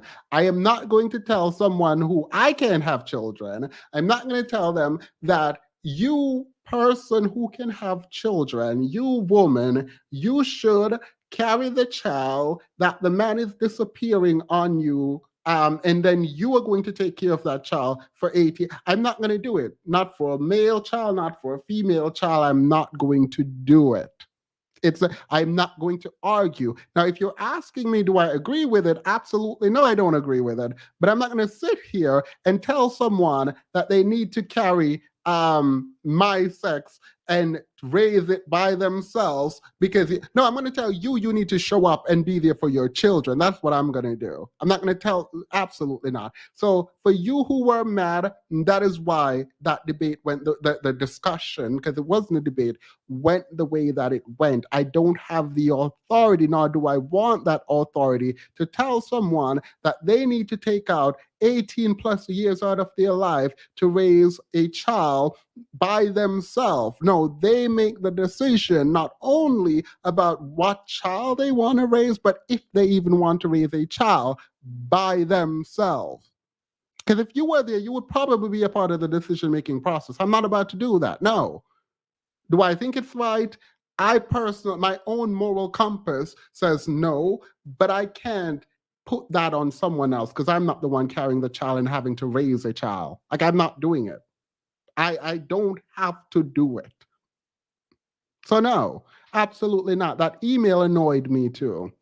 Talking about I should have done this and I should have done that. You were in the chat. Why didn't you come up? Why didn't you come up and do that? Sorry. Anyway, let's continue. Fitness channel with workout routine, so I use that to do that.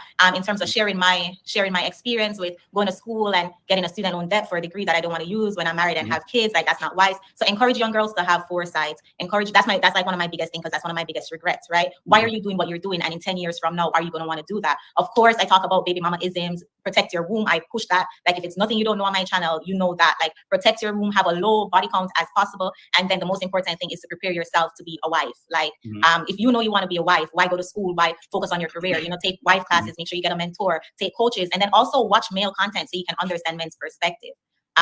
In all of my videos, like I mentioned at least one of those things. So I don't understand. Like, I'm curious to hear like anything specific when you said like I'm repeating men talking point, or it doesn't seem like I'm talking to women. I'm curious to hear anything specifically that made you come up to that conclusion. So yesterday, for example, I was invited to a YouTube event in Atlanta. It's for the YouTube Black Voices Fund. And one of the cool things, we got to talk to people who work for YouTube and people who work for Google. So we didn't necessarily just have to rely on the things that we know or the things that we had watched on YouTube as far as like how to read analytics and what means what. And basically, the viewers you get are not by happenstance. They're not a mistake, right? Like, the reason why YouTube put me in the manosphere is because I titled the series, Kevin Samuels Started This Conversation. And I knew, as a consequence of that, and as a consequence of women being on the title, on the thumbnail, as a consequence of the way that the titles are laid out, the majority of my audience would be men. And my goal was to talk to men, more so to demonstrate how to talk to women in a way that you don't bust a blood vessel. And then, as a secondary consequence, giving women the opportunity to observe themselves from a safe distance. Because one of the things I'm proud of is I get messages from women saying, I didn't realize that's how stupid I sounded, right? So with that being said, I know exactly what I'm doing. So going to the reason why this even happened, the bullying of Courtney Michelle, your newfound affinity for the Save Yourself movement. If your goal is truly to talk to women, why have your recent content posts been, in a sense, I think you can make a strong argument, pandering to a sector of the manosphere that just wants to hear themselves be right?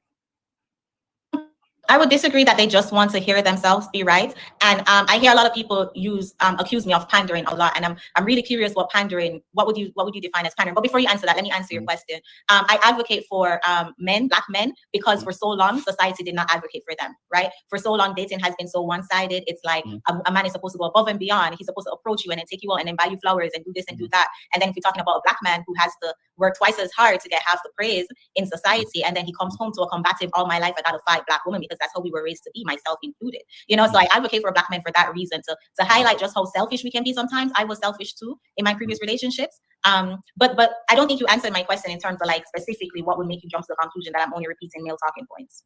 No, I took some time to watch your content. Again, it was clear that you were talking to men. You know, I didn't, as somebody who talks to. Go ahead. Anything specifically that stood out that will be clear that I'm talking to men? No, I'm talking about the topic choices. I'm talking about the tone. I'm talking about the jokes, the big bone, all the funny shit. Like we understand who you're talking to. It's so funny you say that because I've been intentionally for months now been only like when I see females in my chat highlight their comments, and if I don't see a female, then I'll highlight them. And I've been intentionally prioritizing women on in my. Now, that's the whole lie. Single but teaching women how to be wife. Like, I don't know how y'all are teaching women to be wife, but no one is teaching men how to be husband. So we gonna have just a cultural mismatch. So everyone is teaching women how to be wife, but nobody is teaching men how to be a period. And what about it?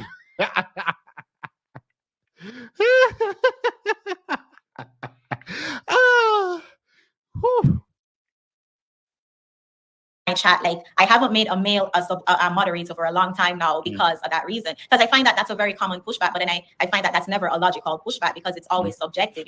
Like for example, you said my tone is as if I'm talking to men. Like this is the exact same tone I talk all the time. If I have a female panelist up here, if I have a male panelist up here, I use the same tone. And then in terms of the title, my the first video that actually got me recognized by Danica Marie was when I titled it what is it, like 5 things that will make you more feminine or something. Oh no, men feel love when they feel needed. And ever since then, all my videos have been directed to, as I said, teaching or sharing what I've been learning about men's perspective. So I really don't know what else I can do to convince people with your belief. This is what I would say. I would say if you really wanted to exact change, this is what I would say. I would say, number one, you can help provide men with a more nuanced understanding of women. I think that's what you can add to the space. Can I push back on that a bit? Yeah, sure. After I finish, but understanding that the majority of your audience is men who just want to hear you say what they think. What are you doing with that information past just playing to it? So I can't control anybody who click on my video, and I can't control anybody who decides to That is a cop out if I've ever heard one. Watch my videos. What I can do is control. Yes, you can by how you title and the thumbnails. Yes. No, YouTube currently, what they do, and this is coming straight from the Google people, what they do is they try to match videos with audiences, right? So they go based on your thumbnail, they go based on your title. So again, if you were really interested in talking to women, I would figure out who is actually talking to women. What are their thumbnails saying? What are their titles saying? And then how can I move closer to that as opposed.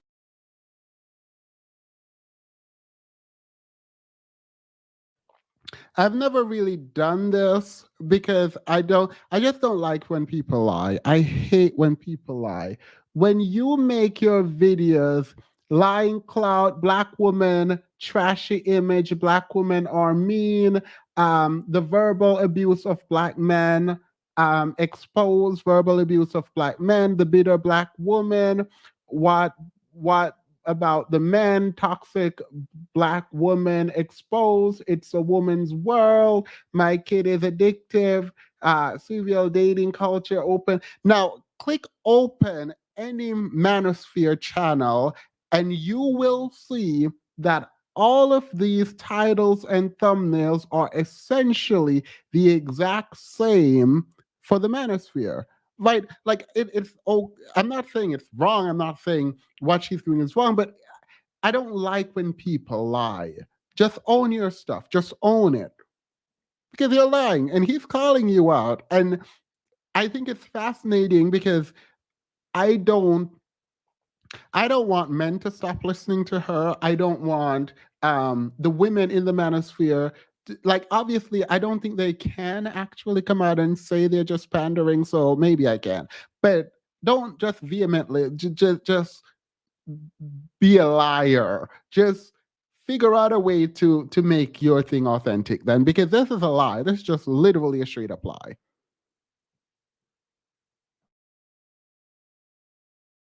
Opposed to making my own version of O'Shea Duke Jackson's thumbnail or Lapeef Network's thumbnail, because then it seems like you're trying to be in this space. Yeah, so I can't help like who clicks on my videos in terms of like when I post a video, I can tell YouTube men only or female only. But what I can do is like alter my channel. I try to make it pink as possible, pink and purple with everything, and I try to make it as girly as possible. In terms of like my titles, as I said, it's like I don't choose my titles as if like, oh, this is going to get a man's attention. But one thing I realized that a lot of people who give that pushback, a criticism that they can never give me is that I show my body on YouTube, and that's intentional because that's not what it's about.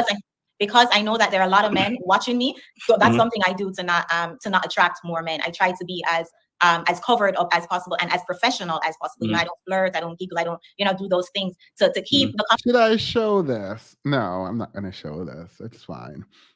She does this work, whatever. I mean, it is what it is. She sounds frequently drunk from the lips of the king. Mango juice, passion fruit juice, guava juice, pineapple, period. Frequent drinks.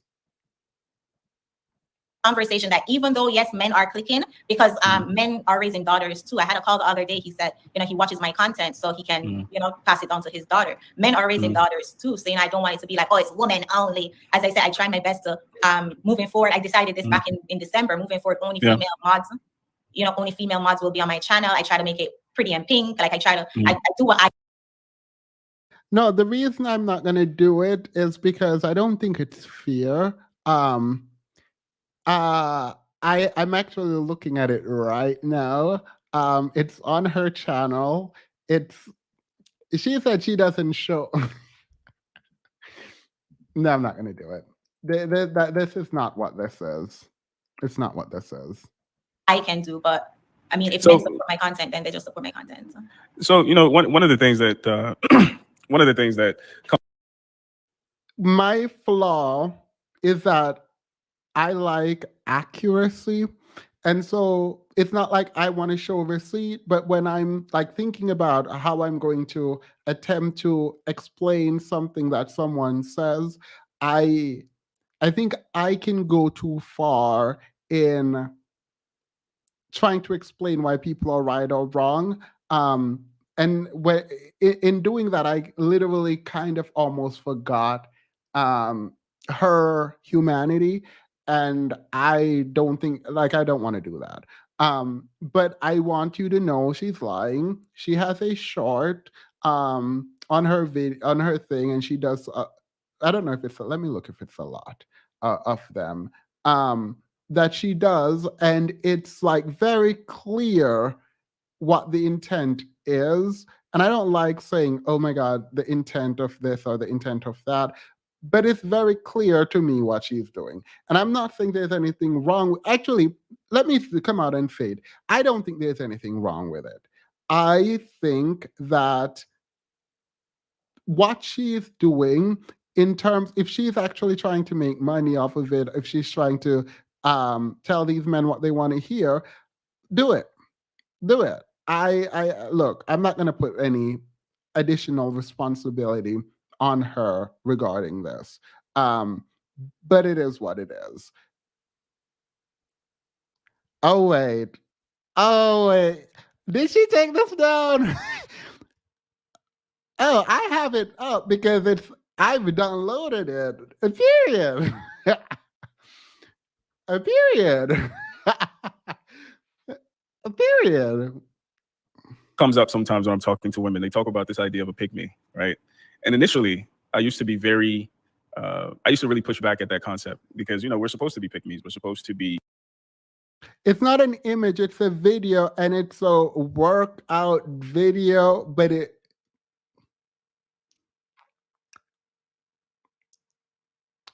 she's doing everything these men claim they want from Black women. Little does she know they are the kings of double talking and goalpost moving. Simply, they don't care. So I would actually attempt to reach out to her I wouldn't do it now. But I would if I thought she believed what she was saying. I don't think I think she's a beautiful woman. I think she understands her position, and I don't think, and I could be wrong about this. I don't think I don't think she believes what she's saying. And that means she's currently safe, because if she believed what she's saying, then yeah, that would be cause for concern. But I don't think she believes what she's saying. Look, I would not be mad at any woman who decides, look, I'm gonna go tell these men what they want to hear. I'm not about to sit here and be mad at women who do that. I'm not doing that. I'm not being like, I recognize that it can be detrimental, but that's for women to talk amongst themselves and figure out. I'm not about to like no, but she asked him and posted it, so we can comment on this. Don't do it. She has to continue to lead the kings. Everyone has nerves from our bosom. Yeah, look, it is what it is. Desired and desirable to the opposite sex, because I want a woman, women want a man, so you should like be pick me. However, and this goes back to what I was saying earlier, when you get into the nuances of what women are talking about when they're categorizing a pick me, they're talking about, and so the men can understand, they're talking about that homeboy who only wants to walk around with his shirt off when you have company. They're talking about that homeboy who only wants to play fight when you have a woman over, or when girls come around, now they want to joke, and now they want to make themselves look and seem like the better option. And the reality is that women do that. Like, they are women who their entire shtick is to make themselves look better than other women, as opposed to being in community with other women and positively influencing the behavior of other women. So when I'm looking at your page right now and I see exposed chameleon, chameleon is not a term that women use. When I see your children come first, that's going to get men to click on it. When I see save your community, black men, stop bashing, men's best interest, even the pretty in pink stuff, like I said, it is appealing to a guy who might not be super in community with women in real life, and you position yourself as this beacon of femininity. Look at how much better I am than the masses of the mass delegate. And that's what I'm saying is irresponsible, because again, you're not talking to women, you're not helping men understand women better, and you're exploiting a community. Unfortunately, this is the reality. You're exploiting a large community of men who are not in community with women in real life. This is what happens when you purposely dumb yourself down to fit in with men. He's asking very valid question, yes, and her reasons to fit in portray her poorly. You can tell that even he has a low opinion, of her. Yeah. He's reading and it's not even like, oh my God, he's dragging her. No, he's like actually saying things like, how are you attempting to cultivate relationship with women and build women if that's what your purpose is? If that's not what your purpose is, then fine, do what you want to do. But if your stated goal is to speak to young girls and help them understand what is happening and blah, blah, blah, then how are you doing that? Like, how are you attempting to do that? Tell us how you're doing that. Because you're not doing that based on your thumbnails. You're not doing that based on the conversations you're having. You're not doing that based on what you advocate for. You said you're advocating for men. See, this is all right. She said she used her channel to advocate for men on multiple different panels. I literally forgot about this. She even went at Courtney. I don't know who Courtney is, by the way, but I did see this video. She said, I advocate for men. I use my channel to advocate for men. What? Oh, I thought you wanted to use your channel to look. Girl. I'm not even going to watch much more of this because it's messy, and I just wanted to bring the mess out for 2 seconds because it's not. He went in, and I'm going to move because at this point I don't want to show what my face is about to do because every time I watch it, this happens. So I'm going to go off camera for 2 seconds. No, I'm not going to it's not my face. It's not that I'm laughing. I'm going to go. I'm not watching. I have to go do something. And that's why I'm saying it's irresponsible, because even when you say to me, I can't control who clicks on my video, I just explain how you can. You, as a creator, you title stuff and you thumbnail stuff in specific ways to get specific people to click, at least if you want to be successful on YouTube. So, you know, what am I missing? One, I am just successful on YouTube. So what I've been doing, I've obviously been doing right. And I weigh my success based on the females that I'm reaching. So as I said, based on my analytics, I'm reaching a significant amount of female. I do respect your opinion in terms of like my page and stuff. I don't think though it's a very logical point that you're coming from. Like, to me, it's like almost as if you're encouraging me to stay in that sisterhood and stay loyal to women, so I'll get more women. I find female content creators who have a lot of female support, they're still in this lack of accountability. And I am better than many women because I am, right? As I said earlier, there are standards, there's structure. You are better than the average man who is robbing the store right now, right? You are better than the man who is the average man is not robbing. I'm sorry, I mean the average man who robs stores, so the average robber, not the average man robs store. But that doesn't mean anything. We're talking.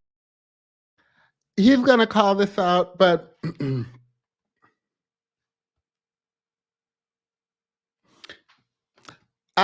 he's going to call this out, but let me call it out first because I called it out immediately. She said, I am better than the average woman. You heard that. But then he says, you are better than the average man who robs the store.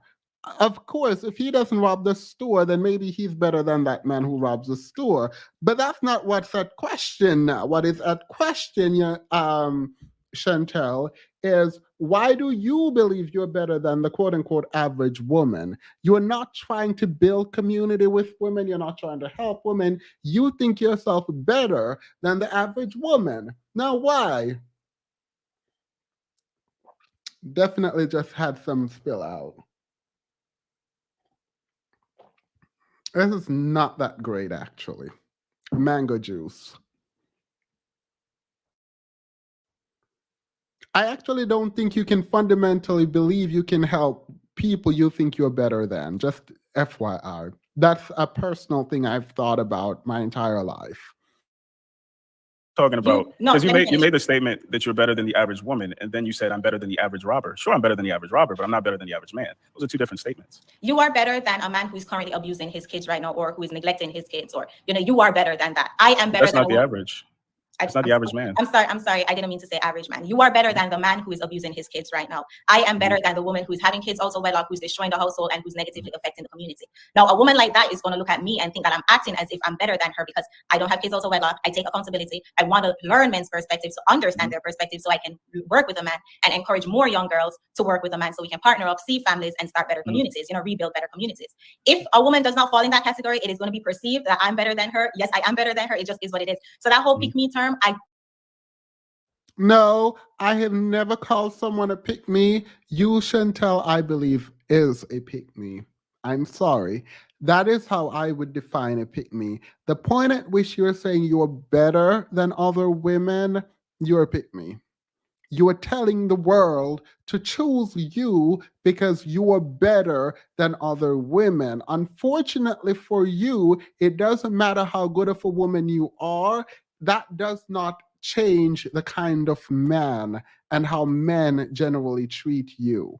And I hope to God that your next relationship or current relationship or whatever is with someone who is a good person, because the fact that you whatever, I'm gonna leave that alone. It's not a reading session. I do fundamentally dislike the idea. Let me just be clear. I am not better than the quote-unquote average man because I'm an attorney. I'm not better than the average man because of who my mom is. I'm not better than anyone, really, outside of you being a killer. I know that I am better than you in that way because I'm not going out here killing people, right? So if we're qualifying better, then sure, I'm better than you in very specific areas. But as a human being, I am not better than someone else because they made a mistake in life. Like the idea that you think you're better than single mothers as a woman because you're not a single mother feels like you ignore how people become single mothers, how people choose, even if they want to become a single mother, and how you are positioned where you are positioned, not only because you haven't been tricked or you know what, like there's so many reasons. And even if people were going through something and made a mistake in their life, children aren't mistakes, they're parasites or whatever. But even if you went through something and you are now a mother, it is absolutely weird to me that, sorry, I got a text. I have a friend gathering. That you would then use that to justify your superiority. Like, that's ridiculous to me. Side note, I've been canceling on my friends to be live with y'all. Just as a general matter, so I can't do it tonight. So we might not have a panel. Sorry about that, because my friends are going to be here in 10 minutes. And they said they would come over because I'm not about to go out. I will say, oh yeah, I might come out. And then I stay on here for 5 more hours. So I have to pretend like I'm prioritizing my friendships. I mean, I am. Guys watching, I love y'all, period. I'm going to make y'all mango juice and vodka when you come. I don't know if that's a thing, but that's what I got. I really don't care whatever they want to call it or whatever they want to call me. I think we have this mindset where, like, if you were to know that you're better, if you were to admit that you're better, that's something negative, but it really isn't. It's not. There's nothing negative about being better than somebody who's destroying a community. Okay. So initially you stated that your goal is to speak to younger women. Now you're saying that you can't control who you speak to. So if that's the case, if you're unable to achieve your goal, why are you on YouTube? What are you doing? Because it's Like, better that it's better if I can speak to one younger woman, even though I can't control. So if out of 100 people that I can speak to, 99 are men and 1 is a younger woman, I achieve my goal of speaking to a younger woman. Well, I mean, but the thing is, you could be speaking to more younger women if you change your titles, if you change your subject matter, if you change your approach. But you're choosing to just hope for the 1%. And because I don't have to. I shouldn't have to sugarcoat things or walk on eggshells or, as we talk about the big bone, instead of saying facts, say big bone. I reach who wants to listen. I don't pander to people's emotions or anything like that. I realize that some people do that. That's just not how I am. And if I was to start doing that. I actually do need to own this now. I should not have said pick me because it's banned. And so I have a punishment. You guys can come up with a punishment for me. No, we should not say it on this channel. I broke my own rule. I should not have done that. So I do believe it, though. Like, let me just be clear. But because I believe it doesn't mean I should say it. I can't have you guys at a standard and myself not at that standard too. So whatever. To be fair, actually, I do have a reason, a rationale. She said she's a pick-me. She said it. She said she's part of the pick-me group. She said this. So period. It's not derogatory. She owns it. When logic meets submissive, mango juice sipper, period. Then I wouldn't be genuine to myself. So that's why I say, like, even if it's the one who, even if it's the one who hear me, I understand where you're trying to get to. Like, you're saying I should alter myself so my message can reach further. But I'm just. She's so gaslighted. No one told you to alter yourself. She said you could alter your messaging to. No one said alter yourself. Why are you like this? I'm just saying, like, there's a disconnect between what you claim you're trying to do and what it is that you're actually doing, right? I think I'm doing what I am claiming that. No, because initially you claimed I came on YouTube because I wanted to talk to women like me. However, you're not talking to women like you. You're not even in the space to talk. But why would you say that I'm not talking to women like me when I said that there's a significant amount of? It's like my subscribers are at 40,000. I have over 20% women. So if you do the math, that's like 8,000. Like take away the 32,000 men that's watching me, that's still 8,000 women I'm affecting. I'm impacting. That's still a significant number. I'm not trying to change the masses. No, let me finish it. I'm not trying to change the masses. I am not the second coming of Christ. I am not Jesus. And I've said this many, many times on my channel. So if it's just one girl, I can say, hey, prioritize this in a relationships. Maybe not go to school and get your degree for a useless, get student loan debt for a useless degree. Then I feel like I am very content with my channel and my mission. Like, so you're talking to women who already believe what you believe? No, I'm offering an alternative perspective as I Do your friends dress as good as you? Turtleneck gang. Period. No, no one dress the way I do because I am. Period. I'm that. What Beyonce said. They could never. They absolutely could never. They even say, drink mango juice and wear a mango picture T-shirt for. All right. I'm gonna remember this. I'm gonna take a picture and I'm gonna do this. I'm gonna look like a bum. And I'm gonna try to do this Friday. Only for like 2% of the live stream though. I said, when I was 25, I thought my Mhm. only option was to go to school. I'm offering an alternative perspective. I'm not trying to change anybody's mind. I'm just having a conversation to offer an alternative perspective. So To that's who why. is- But my question is like to who? Offering an alternative. So like, are you talking to divestors? Are you talking to women I'm who have talking had to- kids out of No, wedlock? Are you I'm trying talking to to younger- steer people? I'm in the talking right to younger direction? young Mhm. girls, so that I'm transparent as possible so they don't repeat my mistakes, Mhm. right? That's why the pushback that you have that is my channel is majority men does Mhm. not matter to me. The pushback that you have that I'm pandering to men, it does not matter. I could be pandering Mhm. all I want. Like, I'm still telling young girls, don't have kids out of wedlock, don't go to Mhm. school and get a college degree and get all these student loan debt, prioritize dating and relationships. Listen, I can't take away, if you made a video that you said all those things within 5 seconds. But what I'm saying is, as a content Wait, creator, you clarify that if I made a video and said all those things in 5 seconds.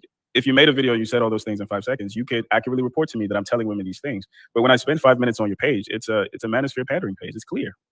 And as I said, I You're respect- I regurgitating respect- things that men want to hear. And And I unfortunately, respect your let me say because this. I do respect your position. I do respect how you feel about my page, and I find that a lot of people feel that about my page. But at the end of the day, it's my page. So say it right. Yeah, Let me course. ask you something. I respect what you think about me. Sorry. Period. A submissive queen. Punishment by one of her feet. No. Absolutely not, Maya. I'm not about to be up in the standard with my credit card.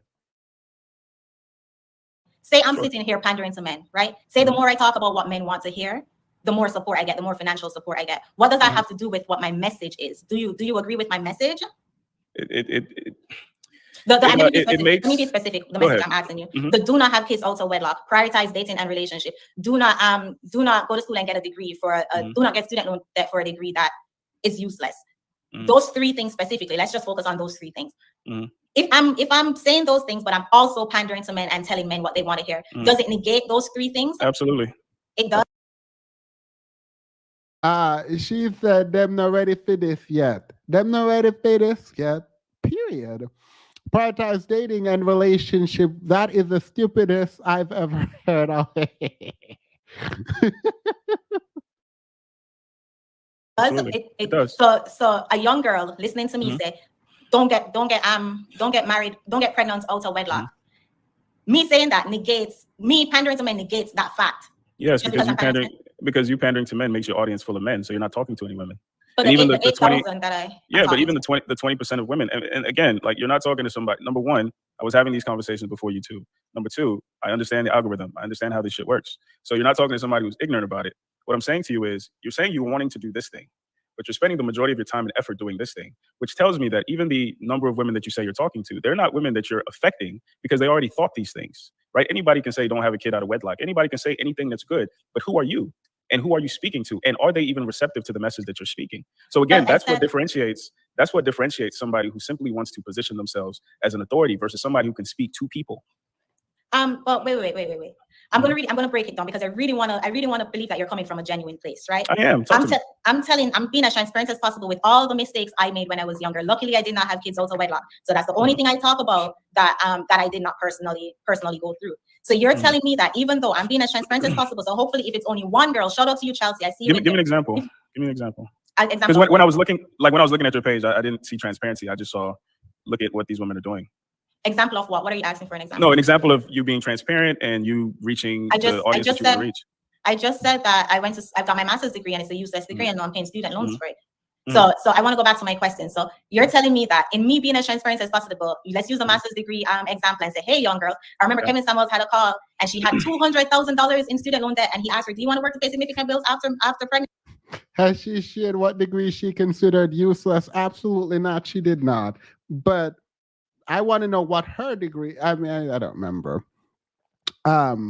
I'm not. There's a comment in the chat that I find very funny, but I'm not going to put it up because it's kind of not okay. Um, look, let me just end it here. Essentially, what happened is she opposes the idea that Black men should save the community. Now, why would a Black woman oppose to Black men should save the community? Thank you, Miss Deeds. Why would a Black woman oppose to Black men saving the community? You would think the argument is, well, they're the one causing problems mostly in the community. If the worst thing you can do is take someone's life, the people taking people's life currently in the Black community would be men. So one argument could be that, well, why would you tell them to save the community when they're the one causing the problem in the community? A rebuttal to that could be, oh, well, they can fix it if they're the one causing it. So period, they should still protect it. The other one is white supremacy, and Black men could come in and push back against white supremacy. Whatever it is, there's a logical way to go about it.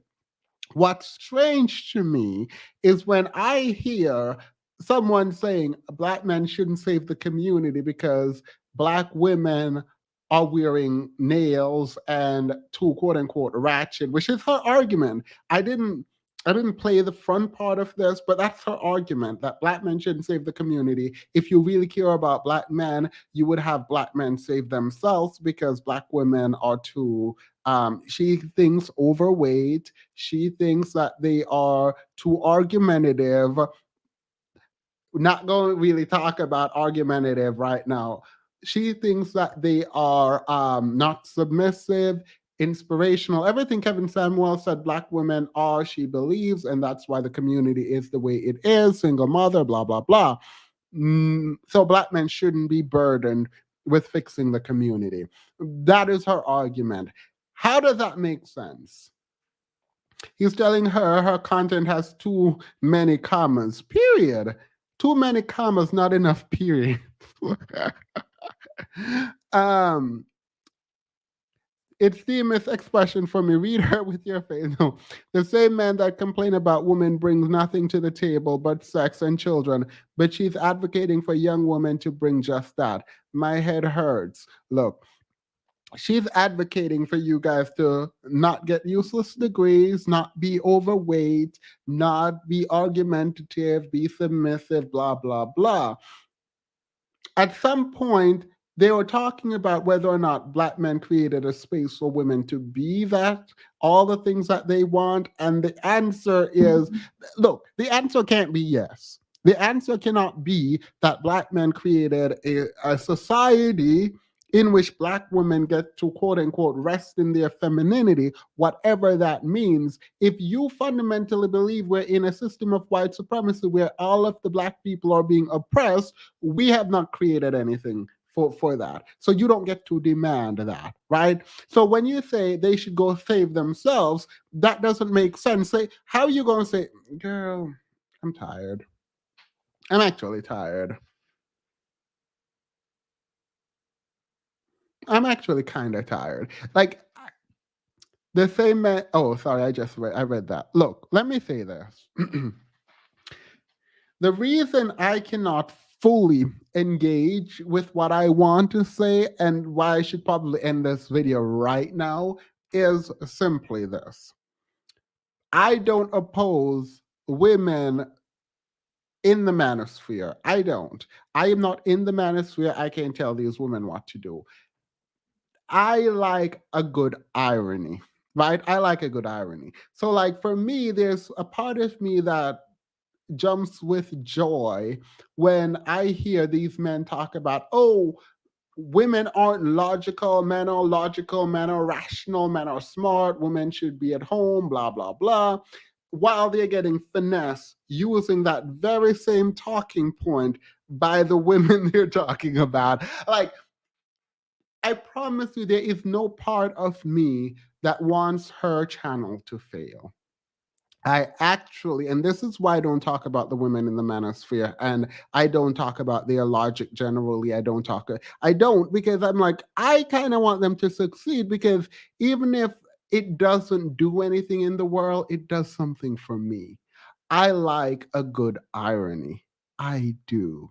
I love a good irony. The woman you're telling that you were saying should be at home and be submissive and learn to do this, and their money doesn't matter, and they're illogical, are in there taking your money that we barely have. Period. Like, tell me you don't like if I could, I would tell y'all to just go to these women's channel and play along so that they can be boosted up in the YouTube algorithm and they can keep doing what they're doing. And I know that's wrong. I know it's wrong and I shouldn't, because I know that they're wrong and they're only pandering. But the petty side of me that doesn't like this petty side doesn't have to come to fruition. Like, nothing is going to happen with it. But they're going to get mad and you don't want them to degrade your image, and that's important, right? Like, it is. But just the fact that they're like over there taking these men's money who think they're idiots, I think that is hilarious. I do. I really do. I don't know why. I am a terrible person for it. I question myself tonight. I will pray about it and come back hopefully tomorrow with a new heart, because I don't know. I think it's wrong. I'm gonna pray about it, because like I don't care where it comes from. Like, if I think something is fundamentally wrong, I usually disagree with it. But this wrong, I don't have a problem with. And not only do I not have a problem with, I like seeing it because of the irony of it all. And that's not good. That's a terrible personality trait. So I'm going to go pray about it, and maybe I will have God consciousness tomorrow. And Friday I'll come back with a renewed heart to say these women are wrong. So I'm going to go and I'm going to go pray about it now. So have a wonderful night. Tuesday today was not, hopefully your brain didn't hurt too much from anything, because this was low level content. I probably should even make this live. I'm going to keep it up. I'm going to keep it up until next week, and then I'm going to remove it. Because I also don't want to send any hate her way. If you go over to her channel, just go over there showing nothing but love, boost her through the algorithm. There's now a white lady in charge of the manosphere. So the manosphere has crowned its new leader in Pearly, I don't know, something, clams, oysters, I don't know. But they have a new leader. That's a white lady. The problem is that women suffer when red pill men are emboldened. It eventually translates to real life, and women pay the price. All right, you just dampened my spirit. Because of that reality, I no longer have to pray. It's bad and I can't promote them. I was actually going to start promoting them, but and I would never promote them. But I would never promote them. But yeah. All right. Thank you guys so much. No more priors necessary. Have a wonderful, don't be sorry. Truth is truth, right? I'm going to go prepare and pretend like I was sitting here preparing for all of these people. Not y'all damning demon spirit, period. Pearl lady. Look. What's that Pearly things is her name? I wasn't trying to be mean when I couldn't remember her name. I literally couldn't.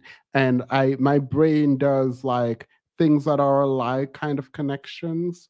And so that's what my brain just did, and not really, like, I wasn't trying to be rude, but it is what it is.